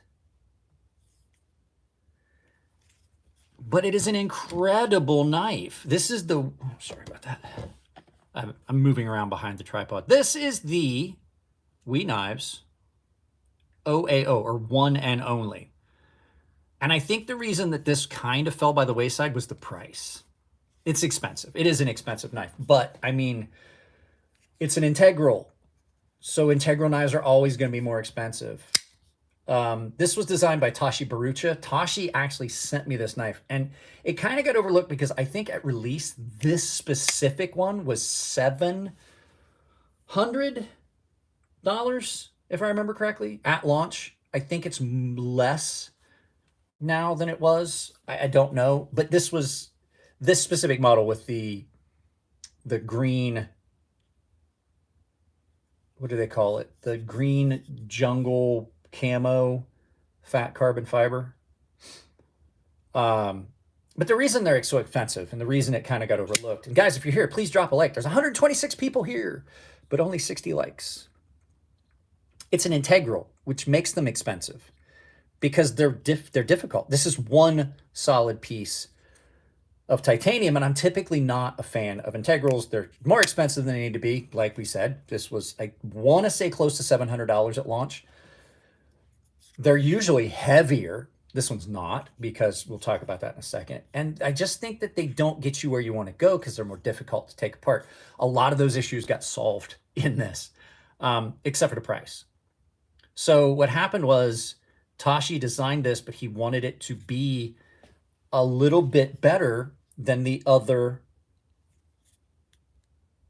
He wanted it to be a little bit better than the other integrals on the market. And so what they did was they stayed with the integral. So this is one solid piece of titanium, but underneath these scales that are, it's just insane that this is how they did this. You get this really clean look because there's only one screw here, because the other thing that holds it in is that these are dovetailed. You cannot slide these out because they're dovetailed on 3 sides, basically. So this screw holds it in place, and then the tension on these dovetails, for you to try and pull this way, you're having to push up this way. You just can't do it. But underneath here, they removed a ton of, you know what? Why am I just talking about it? Let me show you. Allow me to show you. Is that a T6? I think that's a T8. To be honest, I'm going to show you what's under there. Because why not? Let's find out. What is this? Is this a T8? Nope. I do believe it might actually be a T6 or an off weird T7. Did he put a T7 in this? Nope, it's a T6. My T6 bit is just all worn. So underneath this screw,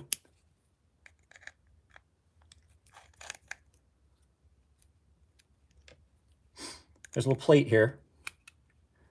But you can just, that screw holds it in place. So this slides out, right? The reason that's integral is so much different is, don't lose your screw. Don't lose your screw. Put it in that little pocket there. Underneath this, what a lot of other integrals don't have is, on top of the fact that this entire area here has been cut out so that you can have these titanium scales inlaid into it, that removes a good bit of material right there. You can see it removes about 1.5 millimeters of material, right? Underneath there, they've removed more material. See? Now, this is a T8. So we're going to put this scale back on, and I'll show you the other little innovation that is in this that made this super intelligent, right? Carbon fiber scales. So they've taken out these scales. They've taken out enough titanium for these scales that are about 1.5 millimeters of titanium. These are carbon fiber. So you just simply put that back on. So we'll put that back in. And so this is a T8 screw for the pocket clip. And you can just basically take this out. Now, the other thing that's really cool on this is that when you take the pocket clip out, if you look here, this is a keyed washer, which means that as opposed to, and they've done material removal in here, steel lock bar insert, which is uncommon on, very uncommon on integrals, but that is a keyed washer setup. So a lot of other ones are really hard to get the blade in and out because you have to like position all of the stuff. On this one, you put your pivot in, you put your blade through, put the pivot up through with your guts, and you just drop the guts of stuff down. So you put your pivot up, drop some of the washers in, then put your blade in, then push the pivot the rest of the way up. And then you can drop the rest of the stuff in this way, and then that keyed washer slides over and holds everything in place so you don't have to screw around with stuff. So the fact that there's like that much titanium already removed, and then they pocket this out, and then this just slides back in. Just insanely good thought process that went into that to allow you, if you want to take these knives apart. I don't take this knife apart. I'm not gonna lie. I don't take this knife apart. I don't really think I need to. But what that did was that made this the only integral I've ever seen that's under 4 ounces. Integral knives, and I'll show you another one, typically are very heavy because there's so much material that has not been removed. There's so much material just sitting there that doesn't. It's just in the way. And I have another integral. It's a really, really good integral that is significantly smaller dimensionally than this one. And this knife weighs way more than this one. This is another integral. This is the Ray by Terramundi Knives. It's a great, don't get me wrong, this is another great integral, but it's just not as good. The amount of material they removed here for the carbon fiber is just not as much. And this is a great knife. It's one of the best integrals I've seen, but it's still nowhere near as good as that one. And if Beyond EDC still has any of those, you can get that knife 40% off with coupon code crazysharp, all one word. But yeah, this kind of just fell by the wayside. It got overlooked because the price point just put it out of the reach of a lot of people. It was one of those knives that was just one that was not going to be a big mass market. This was kind of more of a specific type of collector. But it's just an incredible, incredible knife. And Tashi sent this to me from France. So I did not get this from We Knife Company. I did not get this from one of the vendors that wanted me to do a video about it. This came from Tashi as a gift. I only wanted to borrow it, and he sent it to me as a gift. So just incredible. And look at the blade on that. The reason I don't use this very often is because it is a full hand satin and they scratch so easily. I use it, but I don't use it for anything. You can see it's got some scratches on it. But it is a great knife, and it was a gift. It was a gift, and I really enjoyed the friendship that I've made with Tashi over the time. I do hate the Benchmade Integral because, one, well, we already know Benchmade's going to try and steal as much money from you as they can. The Benchmade Anthem was $700. You could get it at a significant discount if you were law enforcement. It was ridiculous. I don't even want to talk about it. It was a bunch of garbage. This is another knife, more accurately knife company, that's kind of gotten forgot about. You can still get their knives. They still sell this knife. And it's Makusta. And what that stood for was a Japanese company called Machine Custom. They were in Seki City, Japan, which is the same city where a lot of cold steel Japanese-made knives were made. That's where Spyderco, a lot of their knives are made, the Japanese ones. Seki City, Japan's really. I've been to Seki City, Japan. It's awesome. But this was a knife called the Bushi Sword, Japanese Bushi Sword. And these were great, great knives, and they kind of got forgotten about because they just, how do I say this? I can give you an analogy. I have another one. Like the company that made this piece of shit, Ontario Knives. They just refused to update and join the rest of the world in what was popular. You can't change my mind. The Ontario Rat 1 is a piece of shit. It's a garbage knife that has been superseded and outdone by so many other knives coming out of Taiwan. So it's not a Chinese knife, and I'm not saying that, like, I'm not comparing it to other like $50 Chinese knives. I'm comparing it to knives coming out of Taiwan at the same price point as this piece of garbage that are way better than this. So there you go. Piece of shit. The only reason I keep it around is because I put it in a video and complain about it and piss people off. You know, people hate watch videos. Oh yeah, that's what I'm gonna do. I'm gonna buy an outdated design for a higher price in a steel that I really don't like. So what happened was Makusta never really stayed with the times. Their knives, all of them, were tipped down. Their pocket clips were incredibly thick and so heavily tensioned. They were integral to the handle, so you couldn't change them out with anything because you had to take the pivot screw out to take the pocket clip off. They never really got around into the flipper phase. The detent on these are bad. Don't get me wrong, this is a great knife for what it used to be. So this is a really, really good blade on this. Like this blade in any other knife would be perfect. But this thing is, it's a forgotten knife. Makusta kind of went away. And what Makusta stand for was machine custom. What they wanted to offer was a machined knife with custom quality. And on some things they did. Now this is a hand-hammered Damascus that then was machined and then etched. But this is my daughter's knife, by the way, guys. I don't carry a hot pink magenta blade in my pocket ever. I really don't. But these were incredible quality, but they were just so uncomfortable because of the placement of the pocket clip and everything. And that's kind of the thing. They never just went away from that. But Nut and Fancy, yeah, fucking Christ.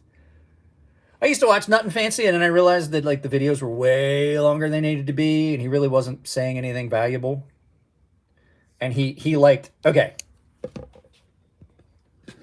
I'm gonna piss some people off. So I'm retired military, right?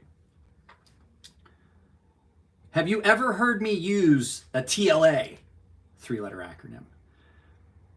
I really hate channels that play up their military.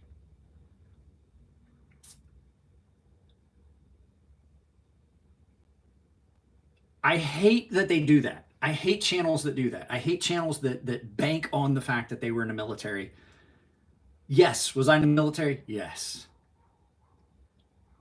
Was I all over the world? Yes. Did I deploy to multiple combat zones and in combat deployments? Yes. Have I been in combat? Yes. Have you ever really heard me talk about it? No. You know why? That's why I see therapists. I hate channels that do that. The channels that talk about that all the time and play it up probably didn't do half the shit they said they did, because if they did, they really wouldn't want to talk about it with their subscribers, because it's a touchy, uncomfortable subject that left them broken. So that's my take on Nut and Fancy. And I didn't really put 2 and 2 together until a few years later. And I was like, this guy's a piece of shit. So, my bad. Like, if you guys like him, that's fine. I used to watch his stuff, but I really don't get any valuable information from his channel at this point anymore. So, let's turn this back around.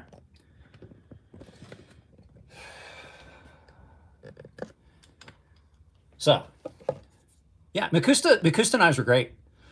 And the quality of the knives really is amazing. But then they also had this weirdness that it was aluminum, but it only had a liner on one side, which meant that your blade was a little offset.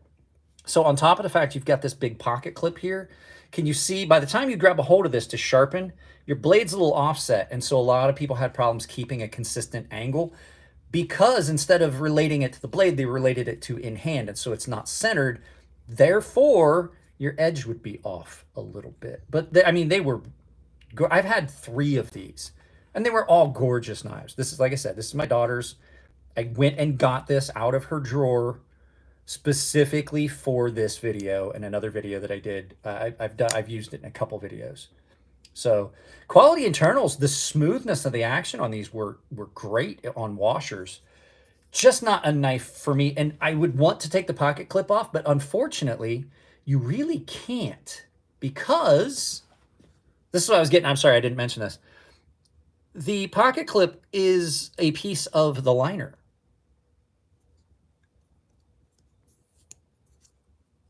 Right? That's part of that liner. So for me to take the pocket clip off, I have to cut that off. I have to grind it off. There's no way. That's what I was trying to get at. Like, I was going to tell you, like, yeah, you have to remove the pivot to take the pocket clip off. But when you do that, you realize it's part of the liner. That's what I was trying to get at before I got on my rampage about fucking Nut and Fancy with his these 3-letter acronyms. Yeah. Just grind that. You would have to grind those off, and then you wouldn't have. Now, I would do that. If this was my knife, I honestly would think about doing that. I would think about, let's close this so you can see a little bit better. I would think about taking this and taking this out and grinding those off flat with the liner, and then just never putting a pocket clip back in this. The problem you have then, though, is if you just stick this in your pocket, it does have a tendency to do that. And I have cut myself with Makusta knife more times than I've cut myself bad with the black one of these that I had. I jammed, not so much a bad cut, but I jammed about that much of that blade, maybe a little bit more than a quarter of an inch of it into the tip of my thumb, like just right in. And I was like, oh, that's gonna suck for a while. And what happened was I had put it in a pack, in a bag of things that I was moving around. And when I reached into the bag, it had come undone like that. And I jammed it right into my thumb, which is why I'm really careful about reaching into bags if I know I have to throw knives in them these days. It's one of these that did it. So I have some other forgotten knives, but we've only got about 15 minutes left in what I usually do for my live feeds. I was only gonna do this for an hour, but we're well past the hour mark. So there's some other forgotten knives that are out there. There are some that just aren't available anymore. There's some that are just kind of drifted away. This could have been so much. This should have went so much further. This is the Bara by Rosecraft. Swags designed this. This is a great little. It's one of the best little knives. If you need to throw a knife in a pack for, like, if you need like a small little kitchen duty knife. I have an affiliate with these guys now. Opnell is another group of knives that gets overlooked and forgotten a lot of times. This is another great little knife for that same exact purpose. These things are great. These things were great. And hey, you go watch your bye. You just got blocked, and you can go watch your wife with her boyfriend. I'm sure they recorded it for you while you were out. I like the little Opnell carbon steel knives. These are really good. These get overlooked a lot. They've got a nice little ring lock on them. Not only does this one lock open, the nice thing about these ring locks, they lock closed. I don't know why other little folding knife companies haven't thought of doing things this way. You can't open that unless you swing that around, and then it's not going to close on you. These are great, super thin blades on these. Another knife, like I said, these would both be great. Throw them in a backpack if you need, like, you need a small kitchen style knife to do like small things like peeling potatoes and things like that. These would be great. And then where was the other one? What was the other one I was going to show you guys that had gotten kind of forgotten about? Oh, I had one I was going to show you guys. I had it in my head. I was going to show you guys both of those, and I was like, now I can't remember what it was. Oh, yes. Another knife that got forgotten, and we're just wrapping this up so that I can kind of read you guys' comments and do that. Now I have my reading glasses to read the comments better.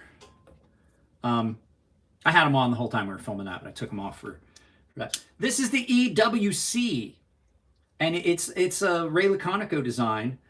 And the cool thing about this was one of those double detents that kind of never took off. This is a double detent. It's called the everywhere carry because it doesn't have a lock.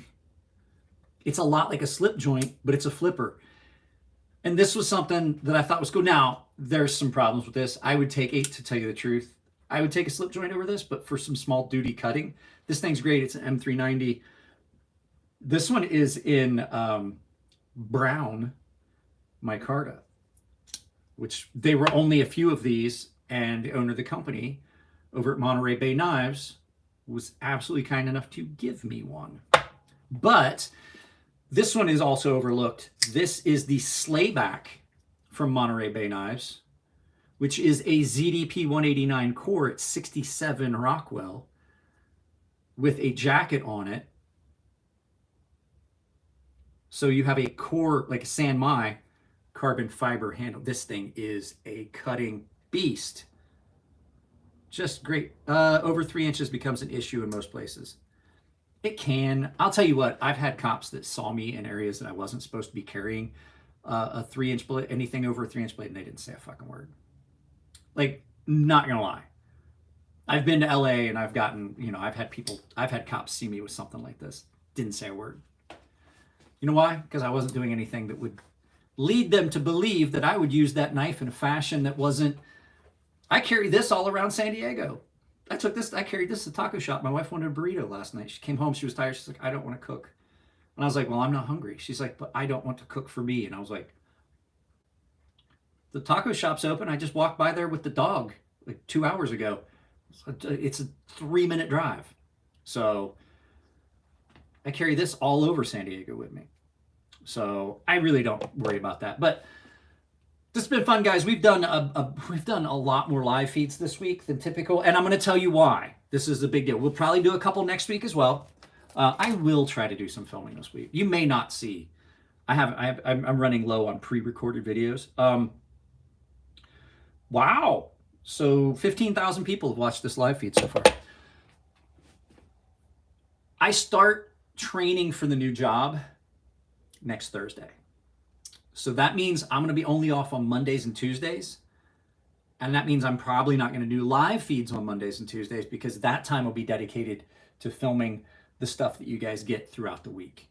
For a while, until I get, you know, when you start a new job and you get on a new schedule, I have to get up at like 4 to be there by 6 so I can make coffee and have my breakfast and stuff like that. So that's going to mean that a lot of the time that I would dedicate, I'm going to be tired. So until I get my sleep schedule wrapped around that, I'm working on it now. I'm getting up earlier every day.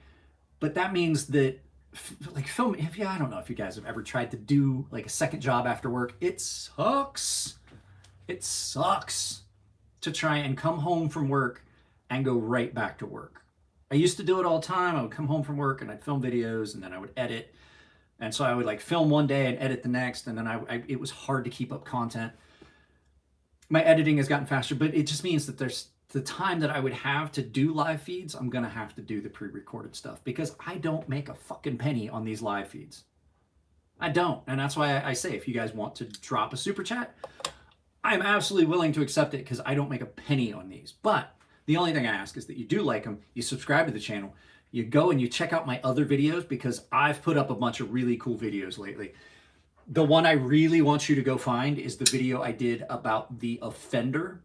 It's only a 6-minute video. I talk about it, but in that video, there is a link. Jared over at Knives Knives. Go find my link to that video. This knife will sell out soon. It's in my video playlists under review videos. I want Jared's knife to sell out. Has nothing to do with the fact I have an affiliate link. I don't care about making money on that. So to tell you the truth, if you just want to go find Jared's knife somewhere, that's fine. I want these knives to sell out for him because he put a lot of work into it. Jared's a great dude. He's definitely supported this channel. A lot of the content you see on this channel, knives like this, this knife that destroyed the Bark River knives, or I'm sorry, not Bark River, but the Crooked River from Benchmade. Absolutely a better knife at a fraction of the price. I wouldn't be able to do those because those knives come from Jared. So I'd really appreciate if you found that video that I did about Jared's knife and then follow the link that's in the description to purchase those knives if you want one of the best knives. The cool thing about it, Jared is a knife reviewer. And as a knife reviewer, like me with my knife designs, I incorporate elements in those knives that are things that I would want to see in other knives, like he and I agreeing on this type of jimping, the really fine, functional, really good jimping that makes this an incredible knife. So there's a lot of things that you're going to see coming out. Lefty is another guy, but absolutely go check out that video. It's like I said, it's like 6.5 minutes. I filmed it at 4 o'clock in the morning on Monday, on President's Day. So it would go up because the video I had filmed before I couldn't use the footage because there were corrupted frames. And so I had to reshoot the entire video at 4 o'clock in the morning. Actually, I started at 3:30. I think I finished at 4:30. It took me about an hour to shoot a 6-minute video. So that should tell you guys something. And then it took me about 2.5 or 3 hours to edit and get everything they wanted and scroll the information across the bottom of the screen. The green screen work, the lighting, the audio, because when I'm filming my actual videos, I use a a secondary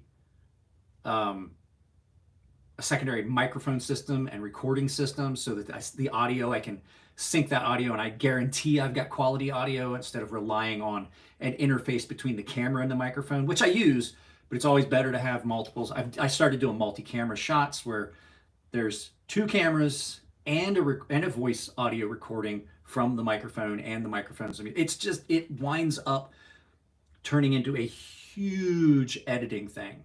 And even a 6-minute video can sometimes take multiple hours to edit. So those are the videos I want you guys to watch. I love having you guys here, but it makes me no money. So if you go watch my other videos, I'd really appreciate it, because, hey, I like them. And drop a like, subscribe. If you haven't subscribed, there's 73 of you here. If you're not already a subscriber, please subscribe.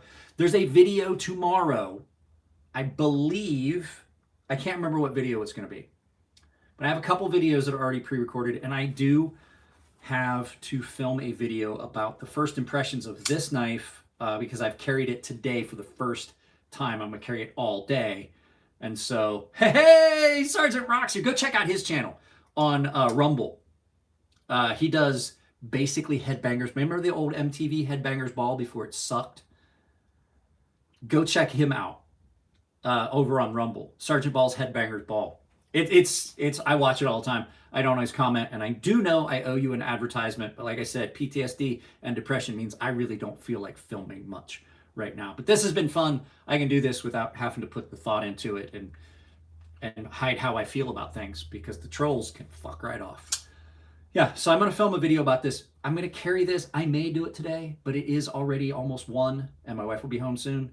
So I may film a video about this today, but if not, I'm going to film it tomorrow, and I have a handful of other knives that I want to film videos about tomorrow as well. And I'm going to film a video about this topic that we talked about today as well. So you're going to kind of see that. If you follow the channel, you can watch it, because I'm going to talk about some different points about those knives, and probably have some purchase links and stuff like that for knives that are available.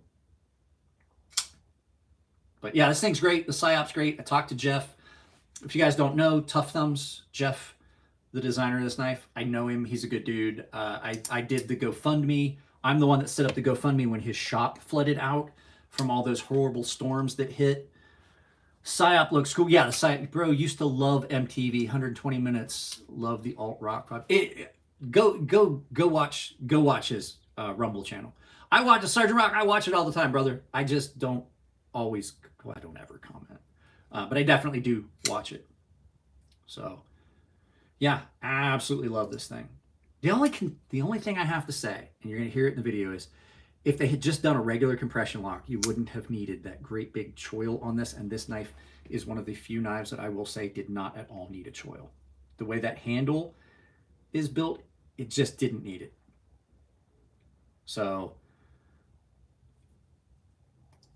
is that flipper micarta scales what steel is? So this is in Elmax black micarta, and it is a reverse flick and top flipper, but it also is a button compression lock, or button, it's called a button back liner lock is what they call it, but it's basically a button compression lock. Real similar to what was on the Smock, only better and not fucked up, because the Smock is a shitty knife. So you've got that really safe lock, but you can also use the button deployment if you need rapid deployment to like pokey at the dude that's trying to steal your wallet. So anyway, guys, I'm out. It's great. It's a great knife. You're going to see a video about it. I may film it today. I don't know. But I got to start getting up at like 4:30 in the morning if I want to be at work at 6, starting this new job. So I've got to get used to that. So I don't know if I have the energy for it. Plus I have to take the dog for a walk. I took the dog for a 3-mile walk this morning. I'm going to take him for another walk. So I still have to do that. Guys, that's it. I got to get out of here. I love you. If I am going to film, I got to clear everything up. And even if I'm not going to film, I got to clear everything up, because my wife's going to come home and want me to help her carry stuff in from the car. So I will see you guys in the next video. It'll be tomorrow. You guys are getting a pre-recorded video tomorrow and Sunday. So I'll see you guys. I may do a live feed on Saturday. I don't know. We'll see. We'll see how I feel. We'll see what's going on. Later, guys.